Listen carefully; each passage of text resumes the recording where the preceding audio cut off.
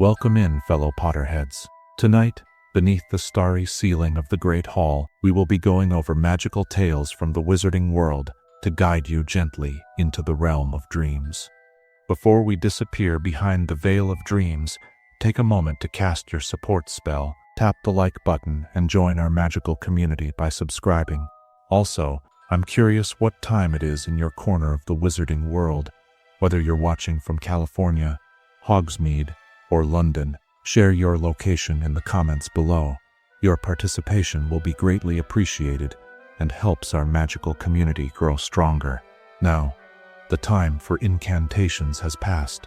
Dim your lights, find your most comfortable position, and prepare to be transported to the world of witchcraft and wizardry as we begin tonight's magical tales. Chapter 1. The person who really sent Dobby to Harry and Chamber of Secrets. The summer evening clung to Privet Drive like a warm blanket, hushing the world beneath a canopy of stars. It was during just such an ordinary summer, in the quiet seclusion of Harry Potter's bedroom at number 4, when a most extraordinary visitor appeared. A house elf named Dobby, with eyes as wide as tennis balls and ears like bat wings, arrived with a warning that would shape the entire second year of Harry's time at Hogwarts School of Witchcraft and Wizardry. The mystery that continues to intrigue those who study the wizarding world is not merely what Dobby knew, but who might have truly been behind his fateful visit. Let us ponder, as we settle into this theoretical exploration, the curious timing of Dobby's appearance and the knowledge he possessed. The house elf arrived seemingly of his own accord, claiming that terrible things were planned for Hogwarts, a plot involving a diary and the Chamber of Secrets. What makes this visit so fascinating is that Dobby belonged to the Malfoy family, sworn enemies of Harry Potter and loyal servants to Lord Voldemort. The conventional understanding has always been that Dobby overheard Lucius Malfoy's plans and took it upon himself to warn Harry, acting against his master's wishes at great personal risk. But what if there was more to this story?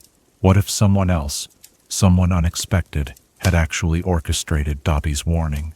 Imagine for a moment the warm glow of candlelight in the headmaster's office at Hogwarts. Picture Albus Dumbledore, his half-moon spectacles catching the light as he sits in contemplation. What if it was Dumbledore himself, who somehow managed to communicate with Dobby? The venerable headmaster was known to have extraordinary connections throughout the wizarding world, and his intelligence network was vast and mysterious. Perhaps he had learned of Lucius Malfoy's plans through his own sources, but needed a way to warn Harry without revealing his own involvement. The magic that binds house elves is ancient and powerful.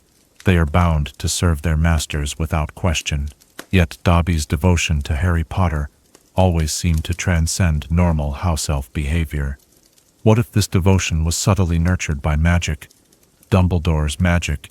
The headmaster might have used a form of suggestion charm, one that would not directly contradict Dobby's bond to the Malfoys, but would plant the idea that Harry Potter needed to be protected. Consider the soft rustling of parchment as we turn to another possibility. Narcissa Malfoy, with her complex loyalties and maternal instincts, might have been the unlikely source behind Dobby's mission. Though outwardly aligned with her husband's dark affiliations, Narcissa's actions throughout the Wizarding War revealed a woman whose primary concern was not blood purity or power, but the safety of her son, Draco. Perhaps she had overheard Lucius discussing his plans with other Death Eaters, plans that would endanger not just Harry Potter, but all the students at Hogwarts, including her beloved Draco. In the quiet shadows of Malfoy Manor, might Narcissa have whispered instructions to Dobby, a carefully worded command that would not directly contradict her husband's will, but would allow the house elf enough freedom to act. "Ensure no harm comes to the students of Hogwarts this year," she might have said, knowing that Dobby's interpretation of such an order could lead him directly to Harry Potter. The gentle patter of rain against window panes reminds us of yet another theoretical possibility, one that involves Severus Snape. As Dumbledore's most trusted spy, Snape walked a treacherous line between serving the Dark Lord and protecting Harry Potter.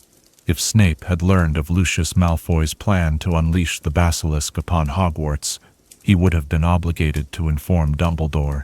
But what if direct intervention was too risky? What if Snape, with his intimate knowledge of dark magic, found a way to implant suggestions in Dobby's mind during a visit to Malfoy Manor?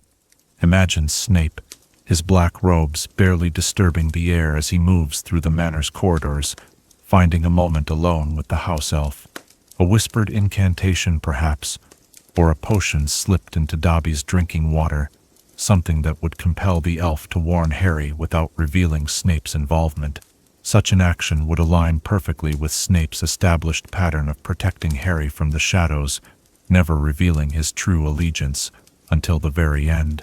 There exists another possibility, one that dwells in the deepest currents of magical theory. What if it was the magic of Hogwarts itself that reached out to Dobby? The ancient castle has demonstrated a level of sentience throughout the years, moving staircases that seem to guide students where they need to go, rooms that appear when needed, portraits that serve as more than mere paintings. Some magical theorists suggest that Hogwarts, built upon centuries of accumulated magical energy, may have developed a form of consciousness capable of independent action when the school and its students are threatened. In this theoretical framework, the very stones of Hogwarts might have sensed the impending danger of the Chamber of Secrets being opened again. Unable to directly intervene, the castle's magic could have reached out across the miles to find a servant within the household responsible for the threat. Dobby, already predisposed to admire Harry Potter, would have been particularly receptive to such magical influence. Let us turn our thoughts to an even more surprising possibility. What if it was Lucius Malfoy himself, who inadvertently sent Dobby, not through direct orders, of course, but through careless words spoken in the house elf's presence? This diary will be the end of Potter, and that fool Dumbledore's precious school, he might have declared, perhaps after too much fire whiskey. Such a statement, while not intended as an instruction, might have been interpreted by a house elf with already conflicted loyalties as a threat requiring intervention. The relationship between masters and house elves is more complex than many wizards acknowledge. House elves have demonstrated the ability to interpret orders creatively when they feel their master's true interests are at stake. Dobby might have genuinely believed that preventing the Chamber of Secrets from being opened would ultimately benefit the Malfoy family, sparing them from the consequences of Voldemort's return to power. As the night deepens and stars wheel overhead, let us consider one final theoretical possibility. What if it was the residual magic of Lily Potter's sacrifice that somehow called to Dobby? The protection that lived in Harry's blood was powerful enough to defeat Voldemort, to burn Professor Quirrell at a touch. Magical theorists have long debated the full extent of such protective magic. Perhaps, when a new threat to Harry's life emerged, this protective enchantment reached out across magical boundaries, connecting with a being whose heart was already inclined toward helping the boy who lived. In this theory, Dobby would have experienced something like a calling, an inexplicable certainty that Harry Potter was in danger and that he, Dobby, was meant to save him. The house elf might not have understood the source of this conviction, attributing it to his own intuition rather than external magical influence. Each of these possibilities reveals something profound about the nature of magic itself. Whether it was Dumbledore's subtle manipulation, Narcissa's maternal concern, Snape's secret protection, Hogwarts' sentient intervention, Lucius's careless words, or Lily's enduring enchantment, the common thread is that magic often works in ways beyond the understanding of even the most accomplished wizards. The ripples of that fateful warning extended far beyond preventing Harry from returning to Hogwarts, which of course it failed to do. Dobby's intervention led to a series of events that ultimately resulted in the house elf's liberation from the Malfoys. This liberation, in turn, allowed Dobby to save Harry and his friends from Malfoy Manor years later, a rescue that proved crucial to the final defeat of Lord Voldemort. As our exploration of this theoretical mystery draws to a close, we might wonder, in the intricate tapestry of fate and free will that defines the wizarding world, how many other seemingly small events might have been guided by unseen hands. If Dobby's warning was indeed orchestrated by someone other than the house elf himself, what other moments in Harry's journey might have been similarly influenced from the shadows? And perhaps most intriguingly of all, if we could trace back every act of apparent coincidence or chance to its true source, would we find that there is no such thing as luck in a world suffused with magic? Chapter 2. Why the Resurrection Stone Can Fully Resurrect People. Secrets often lie dormant beneath layers of assumption, much like ancient texts awaiting a new translation. Tonight, we delve into the mysterious properties of one of the most enigmatic magical artifacts ever created, the Resurrection Stone. While wizarding history tells us this deathly hallow merely recalls shades of the departed, there exists a compelling theory that the stone's true power remains largely undiscovered, and that under certain conditions, it might be capable of true resurrection. The stone itself, small, cracked down the middle, set within a gold ring once belonging to the Gaunt family, seems unremarkable to casual observation, yet it carries within it power once attributed to death itself. When Harry Potter turned the stone 3 times in his palm before entering the Forbidden Forest to face Voldemort, he witnessed the appearance of his parents, Sirius Black and Remus Lupin. They seemed neither ghost nor flesh, but something in between, echoes with awareness, shadows with substance. But what if this incomplete resurrection was merely the result of incomplete understanding? What if the stone, like many powerful magical artifacts, requires specific conditions to reveal its full potential? Imagine the Resurrection Stone resting in your palm, its weight surprisingly substantial for such a small object. Feel the rough crack that runs along its surface, a physical manifestation of its divided nature. What if this very crack represents not damage, but duality, the division between partial and complete resurrection? Ancient magical theory often emphasizes the importance of intention in spellcasting. The most powerful magic requires not just correct incantation and movement, but perfect clarity of purpose. When Harry used the stone, his intention was not truly to bring his loved ones back to life. It was to find courage and comfort in his final moments. He needed their guidance, not their physical return. The stone, responsive to his true desires, provided exactly what he sought. But imagine a scenario where the user's intention is singular and pure, the complete restoration of a lost life. Picture a witch or wizard who understands the stone's true nature, who turns it not in fear or grief, but with clear-minded purpose and complete acceptance of the natural order they seek to temporarily suspend. The soft rustling of ancient pages draws our attention to historical precedent. Magical artifacts throughout wizarding history have demonstrated unexpected powers when used in specific combinations. The Elder Wand, for instance, reveals its full potential only in the hands of its true master. What if the Resurrection Stone similarly requires certain conditions to manifest its complete power? One particularly fascinating theory suggests that the 3 hallows were never meant to be used in isolation. Master of Death might refer not simply to possession of all 3 artifacts, but to their synchronized use. Imagine the intricate dance of magic that might occur if one were to turn the Resurrection Stone while wielding the Elder Wand and standing beneath the protection of the Invisibility Cloak. In this theoretical scenario, the wand would amplify the stone's power, while the cloak would create a protective boundary between the worlds of living and dead. A sacred space where resurrection might be completed without violating the fundamental laws of magic. The 3 hallows together might create a perfect magical circuit, each enhancing and stabilizing the other's powers.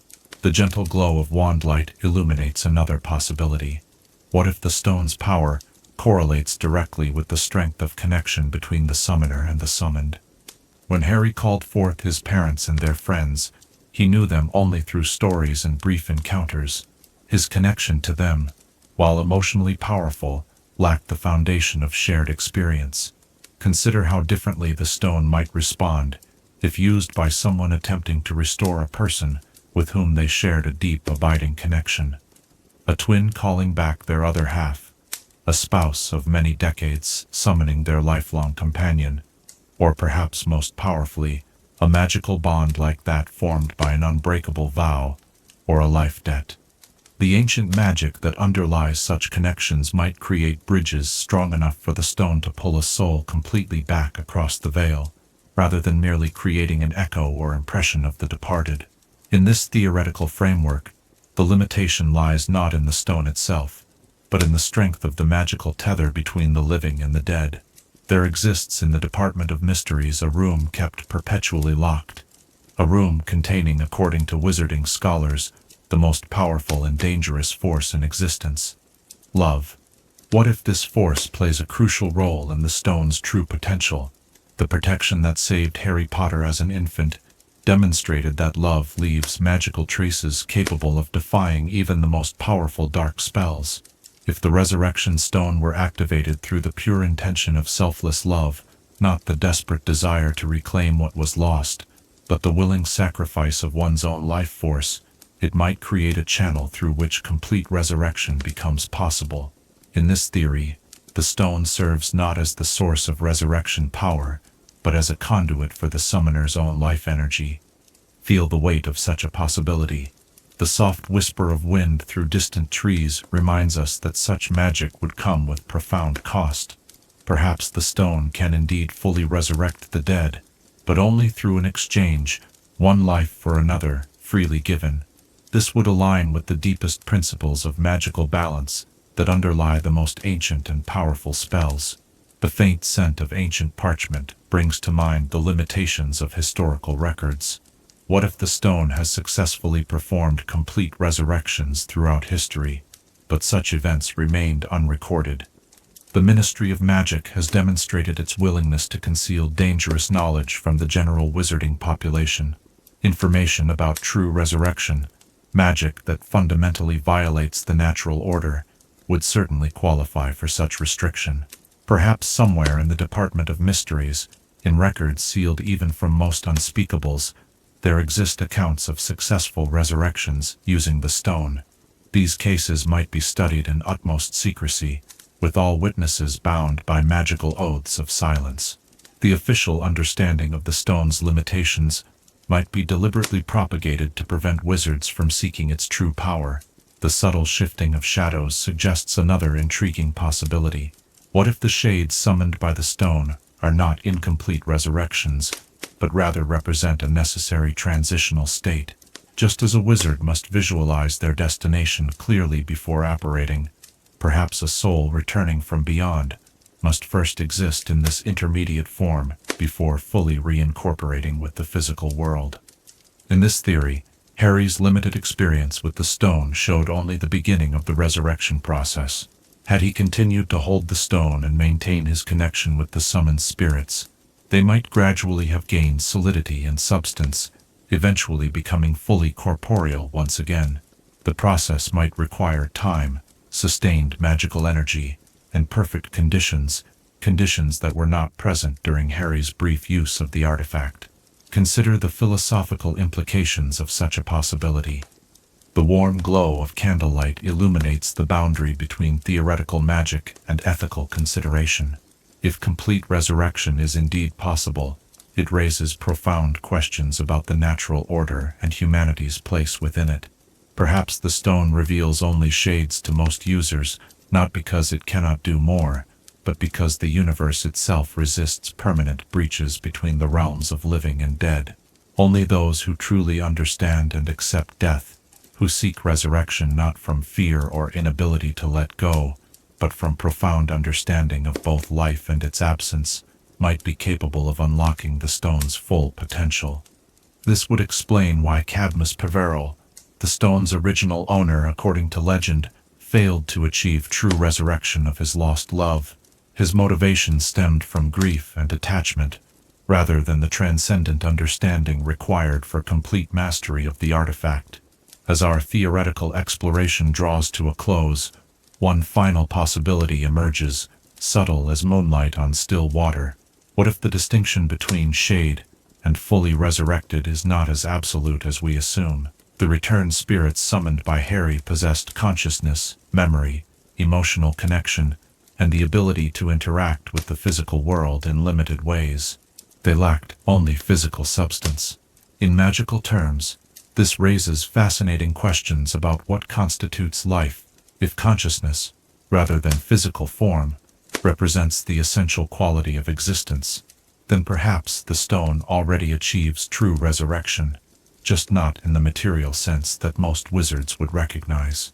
The souls it recalls are truly present, truly themselves, merely inhabiting a different type of existence than the solid flesh of the living. This perspective might explain why the stone is considered a hallow on par with the other two. Its power is not lessened by creating mere shades. Rather, it achieves something just as miraculous as the wand's unbeatable power or the cloak's perfect concealment. It creates a bridge between worlds, thought permanently separated, allowing the essence of departed souls to return, if only temporarily. As the theoretical possibilities settle around us like gently falling leaves, we might wonder if the resurrection stone's power depends so greatly on intention, understanding, and connection. How might it respond to different users with different purposes? If you held the cracked black stone in your palm tonight, what hidden potential might it reveal to you that remained concealed from others who sought its power before? And if the veil between worlds is indeed more permeable than wizarding knowledge suggests, what other magical objects might hold similar unrecognized potential to connect the living and the dead? Chapter 3. How Harry's invisibility cloak is actually indestructible. In the realm of magical artifacts, few possess the mysterious allure of Harry Potter's invisibility cloak. As moonlight filters through ancient trees, casting silver patterns upon the forest floor, let us contemplate the extraordinary nature of this heirloom that passed from Ignotus Peverell through generations of Potters until it found its way to Harry's hands that fateful Christmas morning. While most regard it simply as a powerful invisibility cloak, there exists a compelling theory that this particular hallow possesses a quality even more remarkable than its ability to render the wearer unseen: absolute indestructibility. The silvery fabric, light as air yet substantial between your fingers, has endured countless adventures throughout Harry's years at Hogwarts. It has been stepped on, caught on statues, dragged through secret passages, and exposed to powerful magic. Yet it never tears, frays, or shows any signs of damage. This remarkable resilience suggests properties far beyond those of ordinary magical textiles. Consider the known facts about Harry's cloak. Unlike other invisibility cloaks, which typically lose their effectiveness over time as their disillusionment or bedazzling charms fade, the Peverell cloak has maintained perfect invisibility for centuries. As Xenophilius Lovegood explained to Harry, Hermione, and Ron, a true cloak of invisibility endures eternally, giving constant and impenetrable concealment no matter what spells are cast at it. This eternal quality hints at the cloak's fundamental nature. It exists somewhat outside the normal rules of magical objects. Imagine running your hand across the cloak's surface, feeling its unusual texture, neither quite solid nor liquid, but something in between. What if this unique material state indicates not just magical enchantment, but a fundamental alteration of the fabric's very essence? Perhaps the cloak isn't merely charmed to resist damage, but transformed on a fundamental level to exist partially in another dimension or state of being. The theory of the cloak's indestructibility gains further credence when we consider its legendary origin. According to the tale of the three brothers, death itself created the invisibility cloak. Whether one takes this story literally or interprets death as a metaphor for an extraordinarily powerful ancient wizard, the implication remains that the cloak's creator possessed magic far beyond ordinary capabilities. Such a being would likely have the power to create an object that transcends normal magical limitations, including vulnerability to physical or magical damage. The gentle crackling of a distant fire reminds us of another compelling piece of evidence: the cloak's survival through multiple wizarding wars. James Potter used the cloak during the First Wizarding War, a time of intense magical conflict.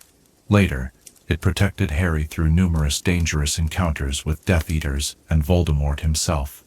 Despite being exposed to potentially damaging spells, including those cast with the Elder Wand, the cloak never showed any sign of deterioration.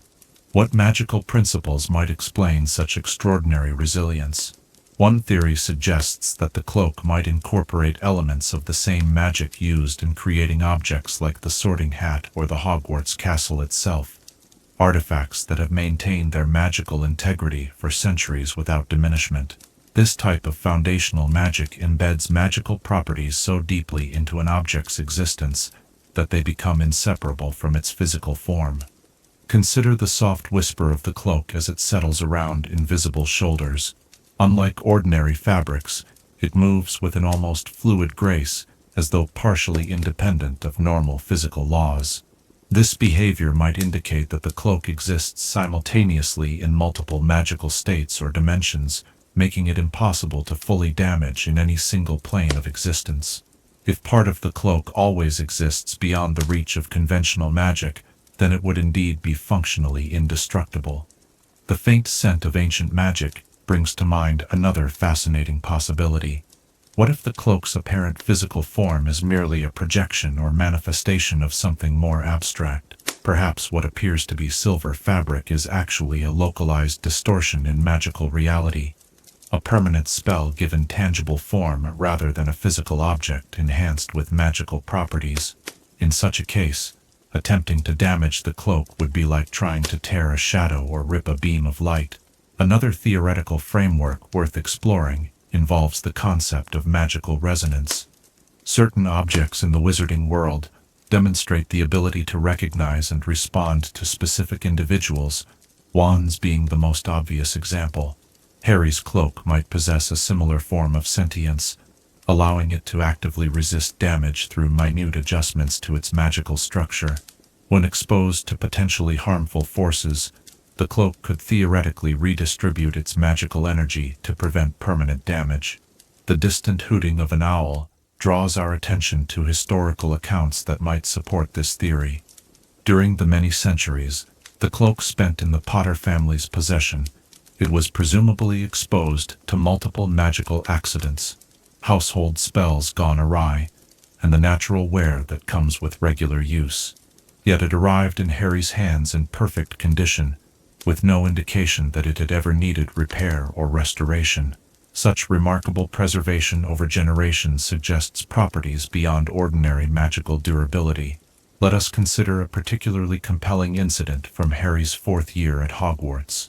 When Harry's cloak became caught under Moody's magical eye in the Three Broomsticks, he worried it might tear as he attempted to free himself. Yet, despite being trapped and pulled, the cloak came away undamaged. More significantly, Moody's eye, capable of seeing through walls, doors, and ordinary invisibility cloaks, could detect Harry beneath his cloak, but couldn't negate its invisibility completely. This suggests the cloak's magic was powerful enough to partially resist even magical vision specifically designed to counter concealment. The soft rustling of leaves brings to mind another theoretical quality that might explain the cloak's indestructibility: magical adaptation. Throughout the wizarding world, we find examples of magic that responds to need or intention. The room of requirement transforms based on a person's desires. Certain protective spells strengthen in response to the severity of the threat they face. What if the invisibility cloak possesses a similar adaptive quality, becoming more resistant to damage when exposed to potentially harmful forces? In this framework, the cloak wouldn't simply be passively indestructible, but actively self-preserving. When stepped on, it might momentarily increase its tensile strength. When exposed to spells, it might channel that magical energy into reinforcing its own enchantments. This would explain how it survived encounters with powerful magic that would have damaged or destroyed lesser magical artifacts. The deepening shadows remind us of perhaps the most profound evidence for the cloak's indestructibility: its encounter with the killing curse. When Voldemort struck Harry with Avada Kedavra in the Forbidden Forest, Harry was carrying the invisibility cloak.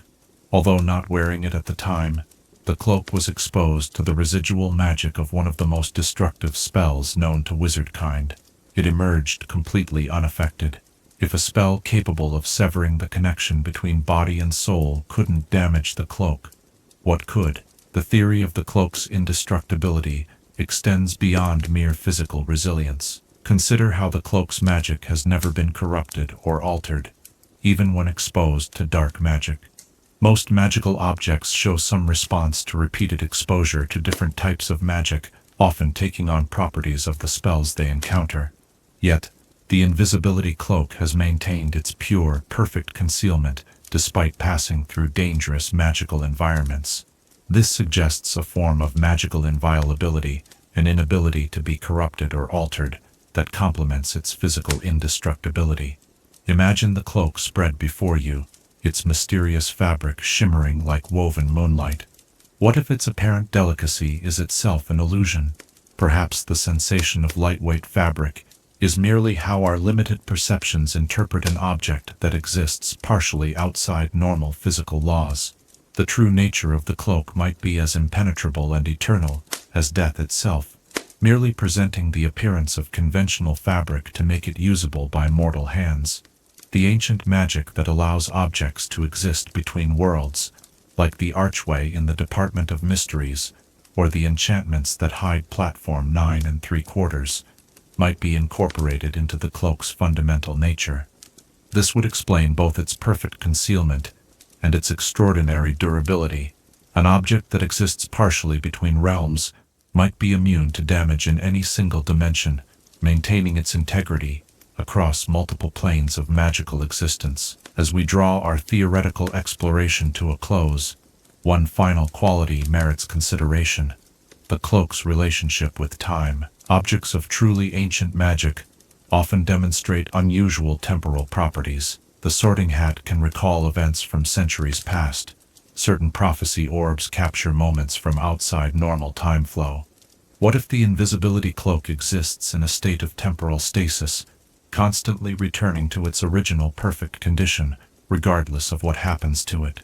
This would create the appearance of indestructibility, while actually representing a more complex magical phenomenon, an object that continuously resets itself to an ideal state.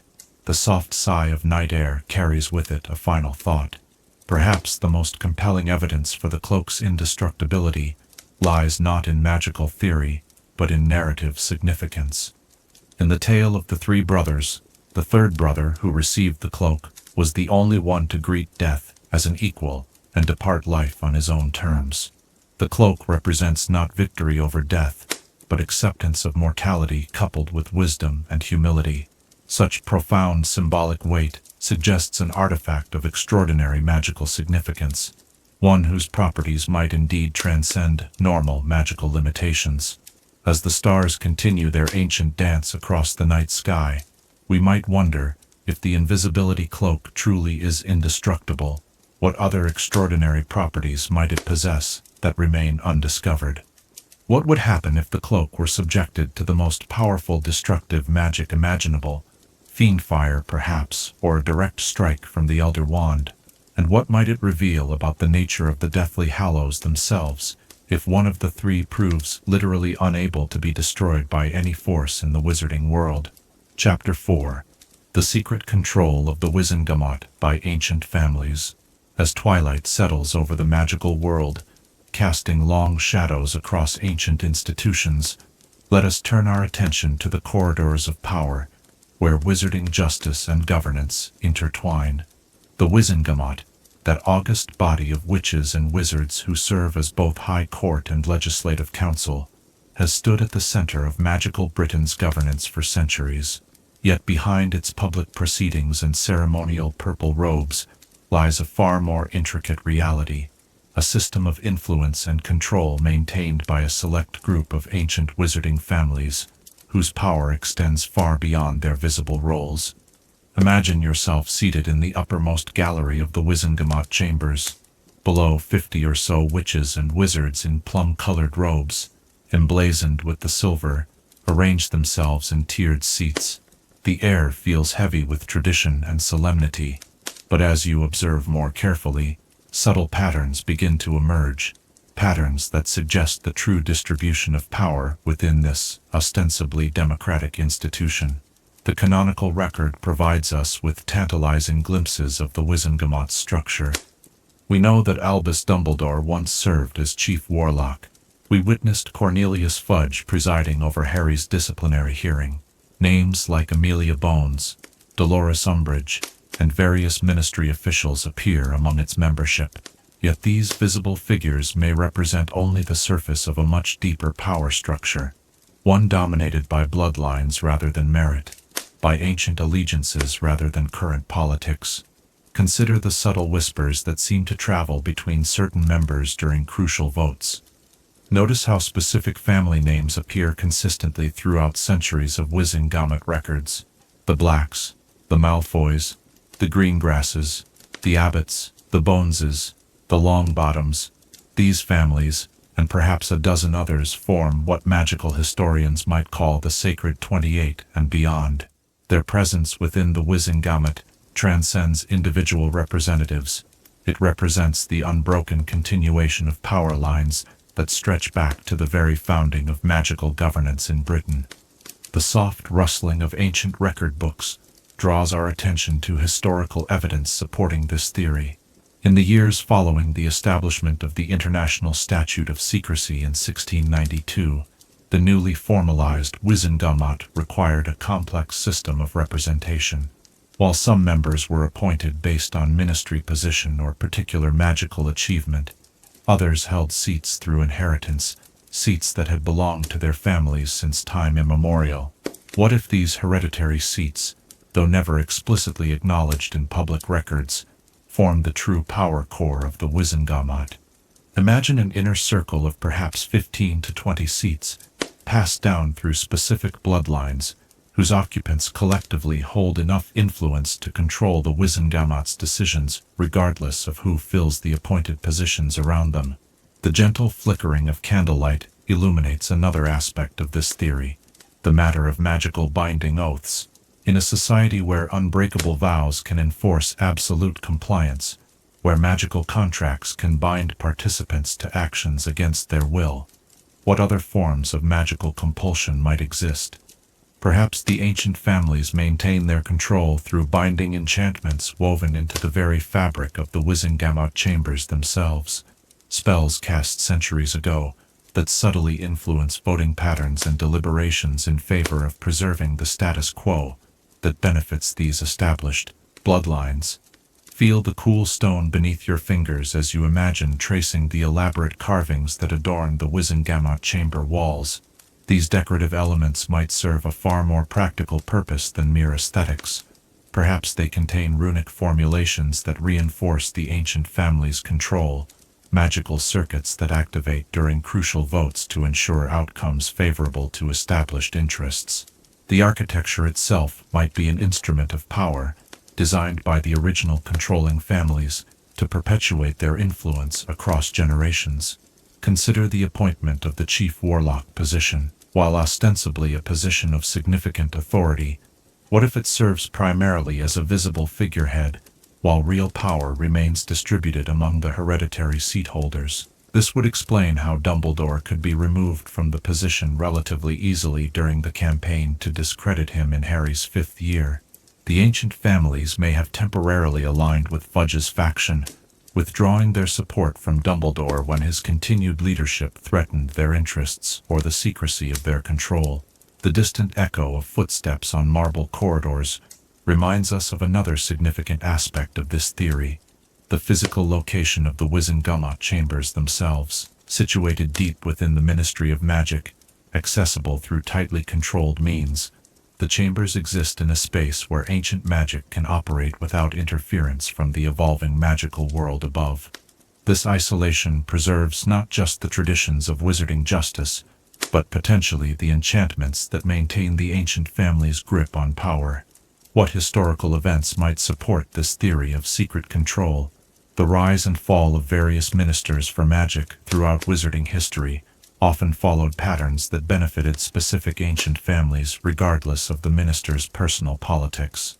Even during Voldemort's infiltration of the ministry, certain pure-blood families maintained their wealth, status, and freedom, while others suffered greatly. This selective impact suggests the operation of protective mechanisms available only to those within the inner circle of power, protections potentially rooted in their Wizengamot connections. The scent of aged parchment draws our attention to the laws themselves. Wizarding legislation consistently shows curious gaps and exemptions that tend to benefit established families. Regulations on magical artifacts often include grandfather clauses that exempt heirlooms. Inheritance laws preserve the integrity of magical estates. Even taxation demonstrates interesting patterns of leniency towards certain types of old wealth. These legislative patterns make perfect sense if the ancient families are essentially regulating themselves through their control of the Wizengamot. Consider how this theory might explain the treatment of Sirius Black. Despite being heir to one of the most prominent magical families in Britain, he was imprisoned in Azkaban without trial. Perhaps his imprisonment represented not a miscarriage of justice, but a deliberate removal of a threat. A family member who rejected the values and alliances that maintained the Black family's position within the controlling group. His potential return to power, with progressive values and a close connection to Dumbledore, might have disrupted the careful balance maintained among the ancient families for generations. The soft glow of enchanted lamps reveals another intriguing possibility. What if membership in this controlling group isn't strictly determined by blood status? Despite the prominence of pure blood families among the suspected controlling families, others like the Bones family have shown more progressive values. Perhaps the true requirement is not blood purity, but the age of the magical line and its historical involvement in wizarding governance. This would explain how certain blood traitor families maintained their wealth and influence despite breaking from pure blood ideology. Their ancient standing in the governing structure protected them, even as they diverged from the opinions of other controlling families. The distant chirping of night birds draws our thoughts to the question of resistance. Throughout wizarding history, certain figures have attempted to reform the Wizengamot or challenge its authority. Most met with limited success or eventual compromise. Even Dumbledore, perhaps the most powerful wizard of the modern era, worked within the system rather than attempting to dismantle it entirely. This suggests he recognized a deeper layer of magical authority within the Wizengamot that could not be easily overthrown. Perhaps the binding enchantments and inherited authorities theorized to maintain the ancient family's control. As shadows lengthen across theoretical parchment, consider the implications of this system for magical Britain's future. The Second Wizarding War resulted in the extinction or severe reduction of several ancient families. The Blacks ended with Sirius's death. The Lestranges were decimated. The Malfoy line narrowed to a single heir.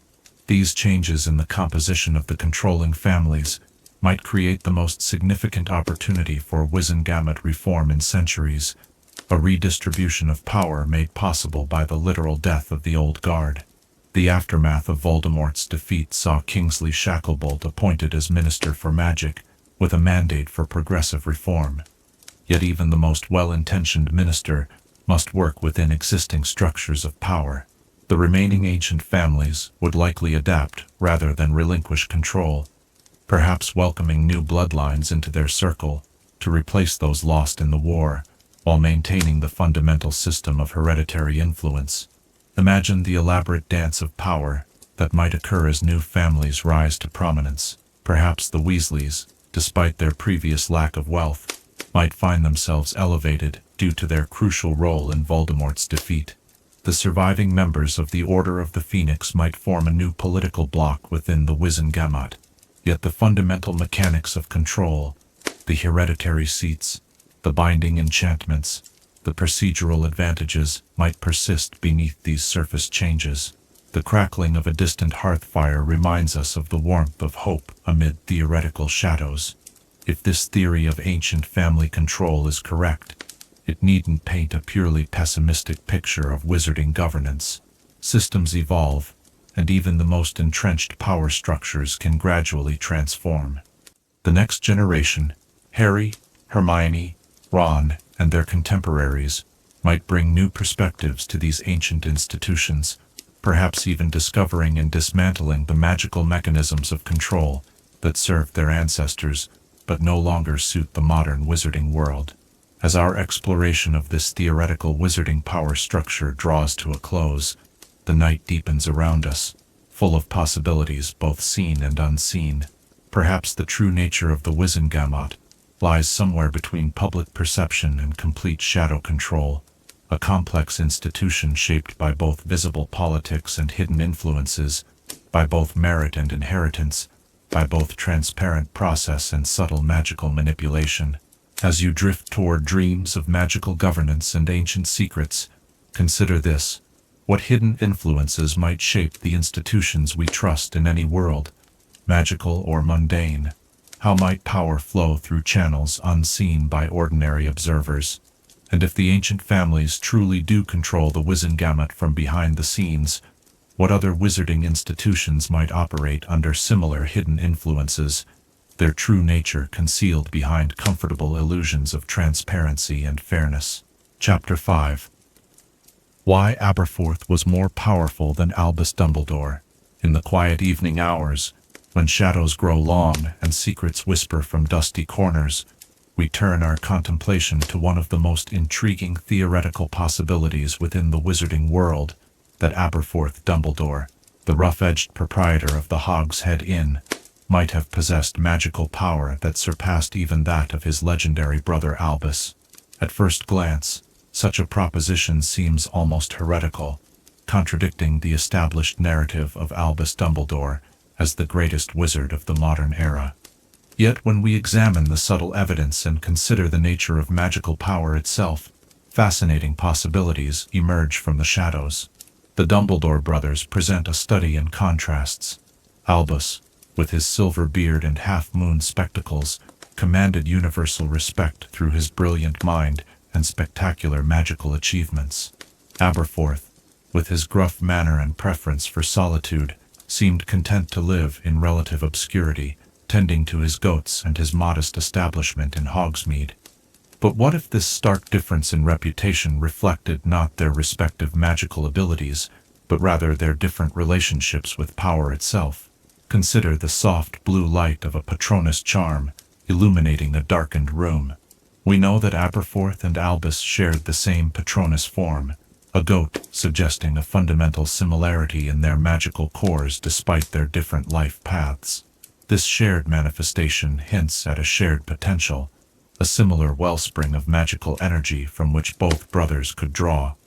Yet while Albus channeled his magic into academic brilliance and political influence, Aberforth chose a different path. The gentle clinking of glasses behind the bar of the Hog's Head draws our attention to a telling detail about Aberforth, his chosen profession. Maintaining a pub frequented by the more questionable elements of wizarding society required not just tolerance, but a form of quiet authority. Those who knew the Hog's Head understood that despite its rough appearance, true trouble rarely erupted there. Aberforth maintained order without visible effort, suggesting a natural command that needed no flamboyant display. Imagine the subtle magic required to monitor a room full of potentially dangerous patrons, werewolves, hags, and various disreputable wizards, while appearing to do nothing more than wipe glasses with a dubiously clean cloth. Such magic would need to be both powerful and exceptionally subtle, capable of detecting threats before they materialized and neutralizing them without obvious intervention. This represents a sophistication of magical control that might actually exceed the more visible and celebrated achievements of his brother. The crackling of a hearthfire reminds us of another significant piece of evidence: Aberforth's role during the Battle of Hogwarts. When the entire school was surrounded by powerful protective enchantments reinforced by numerous skilled witches and wizards, it was Aberforth who maintained a secret passage that somehow remained undetected by both the castle's defenses and the Death Eater's surveillance. This suggests an ability to manipulate magical boundaries and concealment charms on a level that even the combined efforts of the Hogwarts staff couldn't detect or duplicate. Consider also the moment when Aberforth cast his Patronus to save Harry, Ron, and Hermione from Dementors in Hogsmeade. Despite the presence of numerous Death Eaters and the oppressive magical surveillance of Voldemort's regime, Aberforth's intervention went undetected by the dark forces occupying the village. This demonstrates not just the ability to produce a powerful Patronus, a mark of considerable magical talent in itself, but to do so with such precise control that it didn't trigger the many detection spells that would surely have been in place. The distant bleating of goats carries our thoughts to another intriguing aspect of this theory: Aberforth's affinity for these animals. In many magical traditions, goats symbolize hidden knowledge and natural magic untamed by civilization. What if Aberforth's preference for their company reflected his connection to more primal, elemental forms of magic than those taught at Hogwarts and practiced in the ministry? Perhaps he tapped into ancient currents of magical power that his more academically minded brother, for all his brilliance, never fully explored. The soft rustling of wind through distant trees invites us to consider a moment from the brothers' youth. The infamous duel between Albus Aberforth and Gellert Grindelwald that resulted in their sister Ariana's death. We know that Aberforth confronted both his brother and Grindelwald, two wizards frequently described as the most brilliant of their generation. Yet he held his own in that confrontation, suggesting magical ability at least comparable to theirs. More tellingly, after that tragic event, Aberforth broke his brother's nose at Ariana's funeral, a physical response rather than a magical one, perhaps, but significant nonetheless. It suggests that even in a moment of extreme emotion, Aberforth maintained control over his magic when he could easily have unleashed it destructively. What if this control, this restraint, is itself evidence of superior magical power? As any spellcaster knows, wild, uncontrolled magic is far easier to produce than precise, controlled enchantments. The wizard, who can contain enormous magical energy within himself, releasing it only in measured, intentional ways, demonstrates mastery beyond mere power. In choosing a life of relative anonymity and simple pursuits, Aberforth might not have been hiding from his family legacy, but rather making a conscious choice to contain and control power that could have been devastating if unleashed carelessly. The muted gleam of moonlight through a dusty window reminds us of another compelling piece of evidence: Aberforth's survival. He lived through 2 wizarding wars, despite being known to oppose both Grindelwald and Voldemort. Unlike many who stood against these dark wizards, Aberforth was never directly targeted for elimination. What if this wasn't merely oversight or good fortune, but a result of both dark wizards recognizing, perhaps unconsciously, that Aberforth represented a threat beyond their capacity to handle? Even Voldemort, who sought to eliminate any potential rivals to his power, never moved against the unassuming barman of Hogsmeade. Consider the nature of the mirror fragment through which Aberforth watched over Harry during his quest for the Horcruxes. This represents extremely sophisticated magic, a modified version of the two-way mirrors that Sirius and James once used, but adapted to work with only a fragment and to respond to need rather than direct activation. Such magical innovation suggests not just power, but a creative understanding of magical principles that allowed Aberforth to adapt and improve upon existing enchantments. The distant hooting of an owl carries our contemplation to matters of magical lineage. The Dumbledore family demonstrated extraordinary magical potential across generations. Kendra Dumbledore successfully concealed her daughter's condition for years, suggesting considerable skill with concealment charms. Ariana, even in her damaged state, possessed magic so powerful it became dangerous when uncontrolled. Albus, of course, showed brilliant magical aptitude from his earliest days at Hogwarts. What if this magical inheritance expressed itself differently but no less powerfully in Aberforth, manifesting not as academic brilliance, but as raw magical strength and instinctive control? A fascinating aspect of this theory involves Aberforth's lifelong choice to remain at the Hog's Head, positioned at the edge of Hogsmeade near Hogwarts. What might appear as a simple preference for a quiet life could actually represent a deliberate decision to maintain a protective presence near the school, where generations of young witches and wizards would study. Perhaps, knowing his brother's tendency toward complex strategies and occasionally questionable judgment, Aberforth positioned himself as a final line of defense, a safeguard whose power remained largely untested because it was never fully challenged. The gentle turning of ancient pages draws our attention to historical contexts that might support this theory. During the years of Grindelwald's rise to power, when Albus famously delayed confronting his former friend, Aberforth remained steadfast in his opposition to dark magic. His uncompromising moral stance, unaffected by past affection or political calculation, might reflect not just ethical clarity, but confidence in his own magical ability. Perhaps he knew that if his brother continued to hesitate, he himself possessed the power to challenge Grindelwald, a last resort that fortunately proved unnecessary. As the hour grows later and our theoretical exploration deeper, consider a subtle pattern in the brothers' magical expressions. Albus routinely performed impressive, visible magic, transfiguring furniture into animals, conjuring flames that could be carried in a jar, producing water from nothing. These demonstrations showed tremendous skill and versatility. Aberforth, by contrast, performed magic that was often invisible in its operation, but profound in its effect, maintaining the passage to Hogwarts, watching through the mirror, protecting his establishment from trouble. What if this difference reflects not lesser ability, but a more fundamental approach to magic? Aberforth, working with the deeper currents of magical reality, while Albus mastered its surface expressions. The distant chiming of a clock reminds us that time offers its own perspective on power. Albus, for all his brilliance, became entangled in complex schemes that sometimes failed to account for human factors and emotional realities. His plans, while ingenious, often required adjustment and occasionally led to unintended consequences. Aberforth, with his simpler approach and clearer moral compass, consistently made choices that proved effective in the long term. This pragmatic success might reflect not just different temperament, but a more direct connection to magical reality, an instinctive understanding that allowed him to cut through complexity to the heart of magical problems.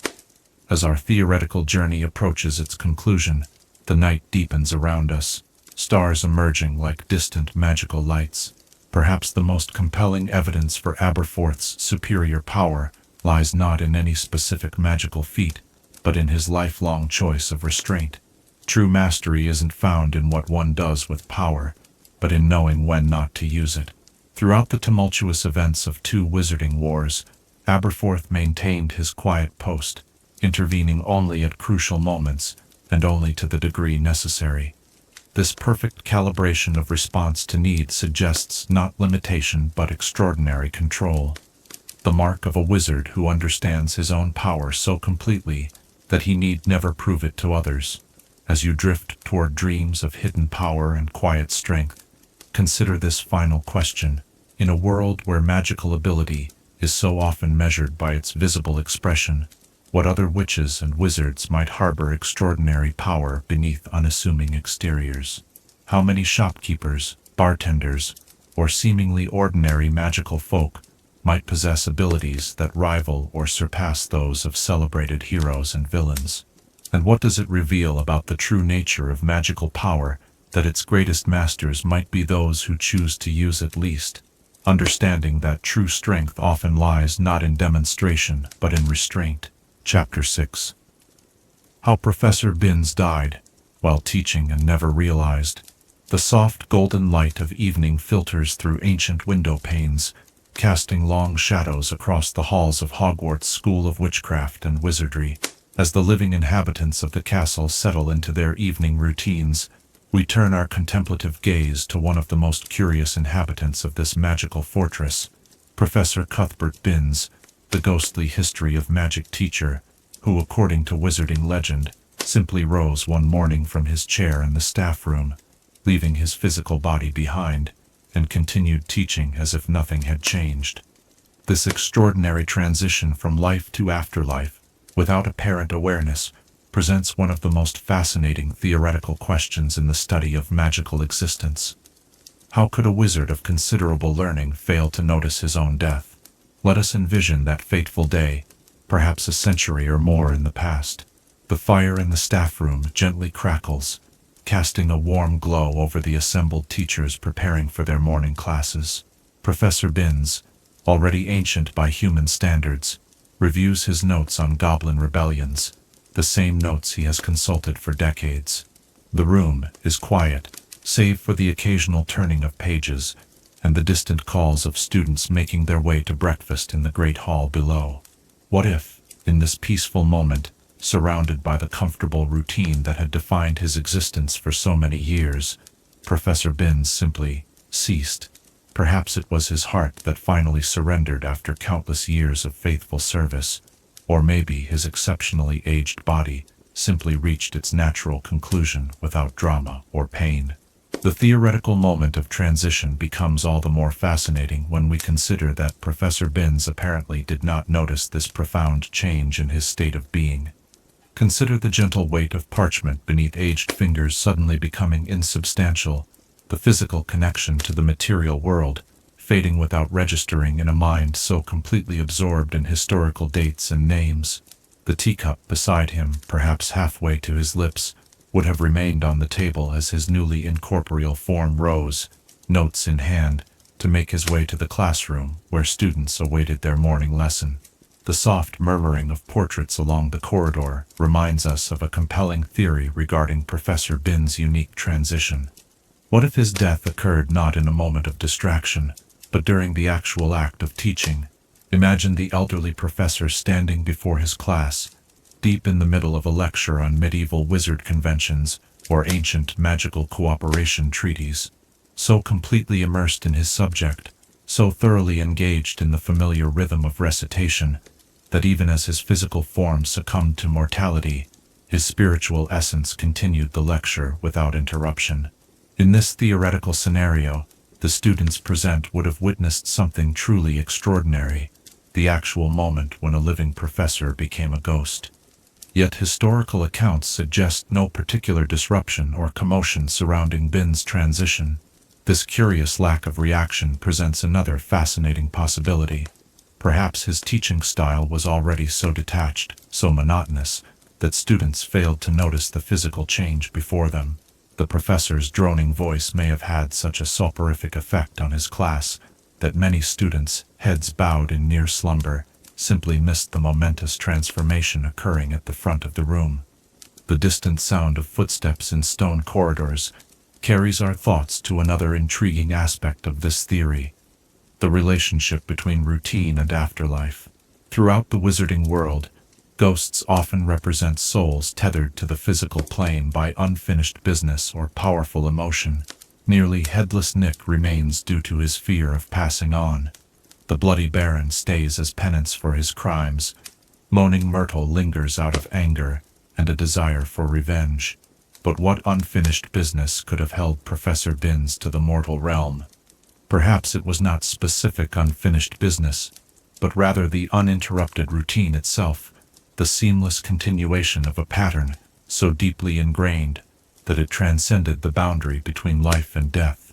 Consider the gentle swirl of dust motes in a shaft of afternoon sunlight, illuminating the history of magic classroom. What if Professor Binns' extraordinary transition represents a unique form of magical preservation? Perhaps his decades of teaching the same material in the same way created a kind of loop in magical reality, a self-sustaining pattern of energy that continued even after the physical vessel housing it had expired. In this framework, Binns didn't actively choose to remain as a ghost. Rather, the pattern of his existence was so firmly established that it simply continued, carrying his consciousness with it. The soft rustling of pages in an unseen book reminds us of another theoretical possibility. The Hogwarts castle itself is saturated with centuries of accumulated magical energy. What if this ambient magic played a role in Binns' unusual transition? Perhaps as his body failed, the castle's magic instinctively preserved the function he served, maintaining the continuity of history instruction through the preservation of his teaching essence. This would suggest a level of sentience within Hogwarts itself, an ability to recognize and preserve elements essential to its purpose as an educational institution. As we contemplate the faint echo of chalk against blackboard from long ago lessons, another fascinating theory emerges. What if Professor Binns had, over his exceptionally long teaching career, formed a unique magical bond with his subject matter, History of magic differs from other magical disciplines in that it deals primarily with knowledge rather than active magical practice. Perhaps through decades of complete immersion in historical accounts, Binns developed a connection to the past so profound that when his physical form failed, his consciousness naturally merged with the magical imprint of history itself. This theory suggests that what appears to be Professor Binns' ghost might actually represent something more complex, a manifestation of historical knowledge given form through the focusing medium of the professor's dying consciousness. His apparent unawareness of his death might stem not from confusion but from transcendence, his identity so completely merged with his subject that the condition of his physical body became irrelevant to his continued existence. The soft creaking of an ancient chair draws our attention to the physical environment where Binns continues to teach. Unlike other Hogwarts ghosts who roam the castle freely, Binns appears largely confined to his classroom and the staff room where he reportedly died. This limited range suggests a theory that his continued existence might be tied to specific locations that held particular significance during his life. The magical energy sustaining his ghostly form might be localized to these spaces, explaining both his limited movements and his apparent lack of interest in events outside his established routine. Consider the gentle flickering of candles in wall sconces as evening deepens outside the castle windows. What if the very nature of time operates differently for Professor Binns? As a historian, his mental existence was already primarily engaged with the past rather than the present. Perhaps his death created a unique temporal condition where he exists partially outside normal time flow, experiencing past and present simultaneously. In such a state, the distinction between his living and posthumous existence might be meaningless to him. Both states equally real and equally distant from his consciousness that dwells primarily among historical events. The distant tolling of the Hogwarts clock tower brings to mind another aspect of this theory, the question of awareness. While conventional understanding suggests that Binns remains completely unaware of his ghostly state, what if the truth is more nuanced? Perhaps on some level, he does recognize his condition, but finds it irrelevant to what he perceives as his ongoing purpose. His apparent obliviousness might represent not confusion, but a deliberate choice to maintain the patterns that defined his existence, finding in them a comfort that transcends concerns about his physical state. As night draws closer and shadows lengthen across theoretical possibilities, consider one final perspective on Professor Binns' extraordinary situation. What if his seamless transition and apparent unawareness reflect not limitation, but a profound understanding of existence itself? Throughout magical history, the greatest wizards have demonstrated an acceptance of death as the next great adventure. While most approach this transition with conscious awareness, perhaps Binns achieved something even more remarkable, a state of such complete acceptance that the boundary between life and death became meaningless to him. In this framework, his continued teaching represents not a ghost trapped by routine, but a soul so thoroughly at peace with its purpose that it transcends conventional categories of existence. His unawareness of death would then signify not confusion but liberation, freedom from the fears and attachments that typically define the ghostly condition.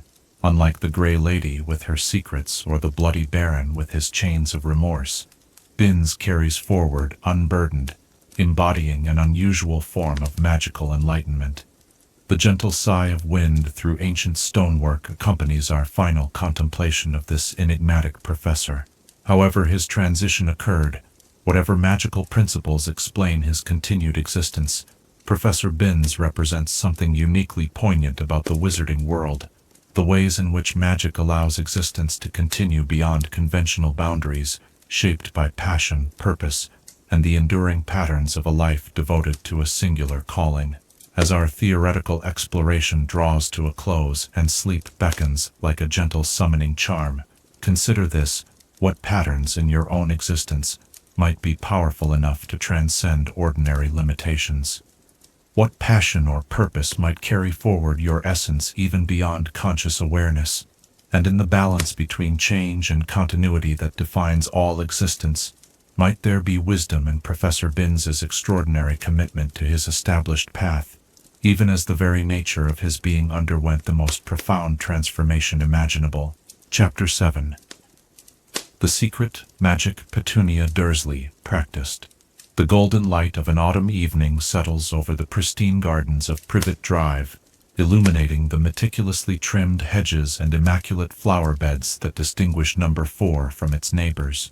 Within these perfectly ordinary surroundings, once lived a woman who harbored extraordinary secrets, Petunia Dursley, née Evans, sister to Lily Potter and aunt to the boy who lived. Her pinched expression and thin lips betrayed a lifetime of bitterness, a resentment born from being the sister left behind in the mundane world, while Lily departed for the wonders of Hogwarts. Yet what if Petunia's relationship with magic was far more complex than mere jealousy?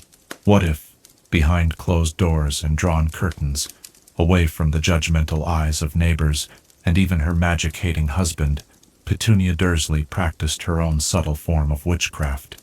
Consider the curious perfection of her suburban existence, the immaculate home, the pristine garden, the ability to know neighborhood gossip almost before it occurred.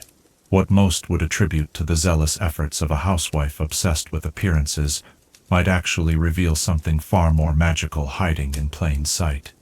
The soft rustling of curtains drawn against prying eyes invites us to imagine Petunia alone in her kitchen, the house empty with Vernon at work and Dudley at school. Picture her slender fingers reaching beneath the sink, past the cleaning supplies, and into a hidden compartment where a small wooden box lies concealed. Within it, perhaps, simple tools of a different sort of magic than that taught at Hogwarts, dried herbs tied with thread, small stones collected from significant places, candles in specific colors, all arranged with precise intention. What if Petunia, denied entry to the wizarding world despite her desperate childhood plea to Hogwarts, had sought magical knowledge through other channels? The mundane world has its own magical traditions, folk practices passed down through families, traditions of hedge witchery and kitchen magic that require no wand, no inherent magical ability, but rather careful intention and the patient accumulation of knowledge. Imagine the faint scent of herbs simmering on the back burner of the stove, a protective brew disguised as potpourri, designed to keep unwanted influences from crossing the threshold of Number 4, Privet Drive.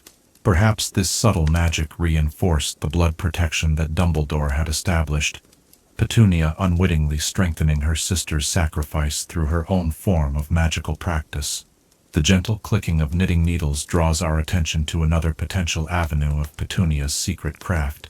Throughout magical traditions worldwide, the creation of textiles has been associated with magic, the weaving of protection into blankets, the knotting of intention into cords, the embedding of purpose into everyday items. What if Petunia's obsession with handmade doilies and knitted throws contained more purpose than mere decoration? Each stitch might have carried a whispered intention, protection for her family, prosperity for her household, aversion of misfortune and ill will. Consider the immaculate garden that Petunia maintained with such dedication. To casual observers, it represented merely another aspect of her pursuit of neighborhood superiority. But gardens have long been spaces of magical practice, the careful selection and arrangement of plants for their properties beyond mere aesthetic appeal. Certain flowers repel negative energies, others attract prosperity or protection. Petunia's extensive knowledge of flowers, inherited perhaps from the mother who named both her daughters after blossoms, might have extended beyond their decorative qualities to their magical associations. The soft pattering of water from the garden sprinkler reminds us of another element often associated with folk magic, the cleansing and protective properties of water. Petunia's obsessive cleaning might have served purposes beyond mere housekeeping. The traditional practice of washing thresholds, windows, and doorways with specially prepared water, perhaps infused with salt or specific herbs, creates boundaries against unwanted influences. Her insistence on cleanliness, viewed through this theoretical lens, becomes a continuous renewal of protective boundaries around her home and family. What might have led Petunia to these secretive practices? The distant chiming of a clock suggests the passage of time, carrying us back to her childhood. Imagine young Petunia watching her sister demonstrate uncontrolled magic, flowers opening and closing in Lily's palm, objects floating when she grew excited. The bitter disappointment of Dumbledore's gentle rejection letter, explaining that Petunia possessed no magical ability, would have been devastating to a child who had witnessed magic's reality, but was told she could never participate in that world. But what if, in that moment of rejection, seeds were planted? What if Petunia's determination led her not to reject magic entirely, but to seek alternatives accessible to someone without inherent magical talent? Library books on folklore and tradition, all practices discreetly borrowed and studied in private. Perhaps chance encounters with practitioners of folk traditions who recognized in her a seeker of hidden knowledge, or maybe even Lily herself, in moments of sisterly closeness before their estrangement, sharing books or information that suggested other paths to magical practice. The subtle shifting of light through lace curtains brings to mind another aspect of this theory, the strict normalcy that Petunia enforced within her household. Her extreme reaction to anything unnatural takes on new significance when viewed not as simple prejudice, but as protective camouflage. By creating an environment openly hostile to magic, she established the perfect cover for her own secretive practices. No one, not even her husband, would think to look for magical items in a house so aggressively ordinary. This theoretical framework also offers new perspective on Petunia's relationship with Harry. The soft rustling of bedsheets in the cupboard under the stairs reminds us of her apparent coldness toward her nephew. But what if her distance served another purpose? What if Petunia recognized in Harry not just his mother's eyes, but her magical potential as well, a power similar to the one that had created an unbridgeable chasm between the Evans sisters? Perhaps her harshness masked fear, not of Harry himself, but of the emotions and memories his presence evoked. Or maybe, more complexly, she maintained distance to prevent him from recognizing in her practices echoes of the world to which he rightfully belonged. Her secret magic needed to remain secret, hidden even from the one person in the household who might have understood and accepted it. Consider the curious effectiveness of the blood protection that kept Harry safe at Privet Drive. Dumbledore attributed this protection to Lily's sacrifice and Petunia's acceptance of Harry into her home, however reluctant that acceptance might have been. But what if the protection's remarkable strength drew from an additional source, Petunia's own magical practices, unwittingly amplifying the old magic that Dumbledore had invoked? Her daily rituals of cleaning, gardening, cooking, and ordering her household might have continuously reinforced the protective boundaries around Number 4, creating layers of security beyond what Dumbledore himself had anticipated. The faint scent of furniture polish brings to mind another aspect of folk magical traditions, the feeding of wooden items with oils to maintain not just their physical condition, but their spiritual essence. Petunia's obsessive household maintenance extended to the careful polishing of banisters, tables, and frames. What if these actions, performed with ritualistic regularity, represented another form of her secret practice, the maintenance of the home's protective qualities through attentive care to its physical components? As evening deepens, shadows gathering in corners, imagine Petunia moving through her nightly routine, checking locks, adjusting curtains, wiping down counters one final time.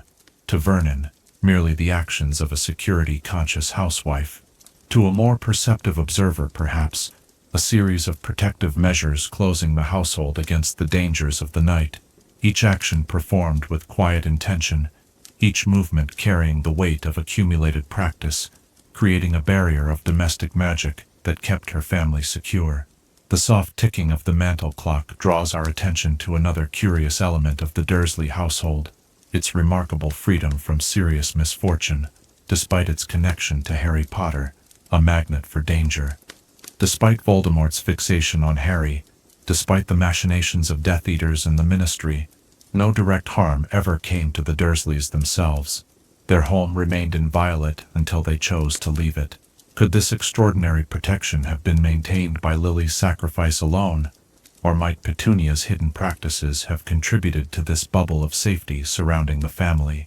Consider, too, the curious immunity the Dursleys seem to enjoy from magical scrutiny. In a world where the Ministry monitored underage magic and maintained the international statute of secrecy, the home that housed Harry Potter remained remarkably free from magical surveillance. What if Petunia's folk practices, operating on principles different from wand work, created a kind of magical static that interfered with conventional magical monitoring? Her continuous domestic rituals might have generated a field that obscured the precise magical signature of the household, providing an additional layer of protection from unwanted magical attention.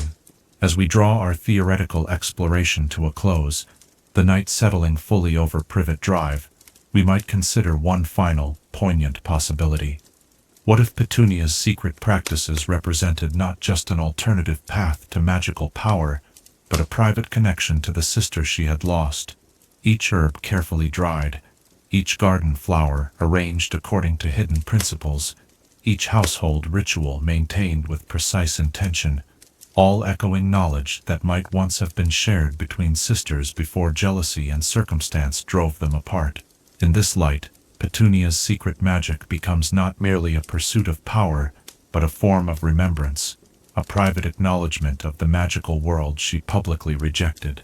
Her practices, hidden from her husband and son, concealed even from her nephew, might have represented the last fragile thread connecting her to Lily, a sister whose otherworldly gifts had created an unbridgeable gulf between them in life, but whose memory might have guided Petunia toward her own form of magic. As the lights of Privet Drive dim one by one, and sleep beckons like a gentle enchantment, consider this: how many other seemingly ordinary people might harbor similar secrets behind closed doors and drawn curtains? What unacknowledged magic might flow through the mundane world, practiced by those who have found their own paths to power outside the established magical institutions? And if Petunia Dursley indeed practiced her own form of witchcraft all those years, how might that change our understanding of the protection that kept Harry safe during the vulnerable years of his childhood? Chapter 8. Why the Whomping Willow was planted for another reason besides the tunnel.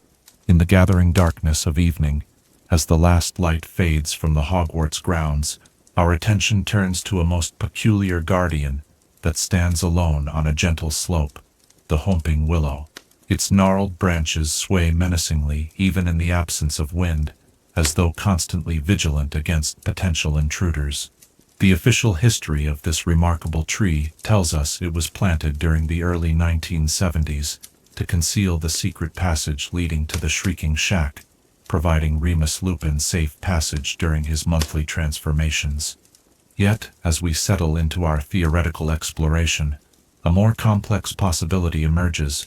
What if the Whomping Willow's presence serves a far more ancient and significant purpose than merely guarding a tunnel? Consider the curious placement of the willow on the Hogwarts grounds. Of all possible locations to conceal a secret passage, why choose a spot so visible, so central to the school landscape? The willow stands neither hidden in the forbidden forest, nor tucked away behind the greenhouses, but prominently positioned where generations of students can observe its violent tendencies. This conspicuous placement suggests the tunnel might have been a convenient justification for a tree that needed to exist at that precise location for entirely different reasons. The soft rustling of leaves in the night breeze invites us to consider the magical properties of willows in both wizarding and Muggle traditions. Across cultures, willows have been associated with protection, healing, and the boundaries between worlds. Their flexibility, bending without breaking even in the fiercest storms, symbolizes resilience and adaptation.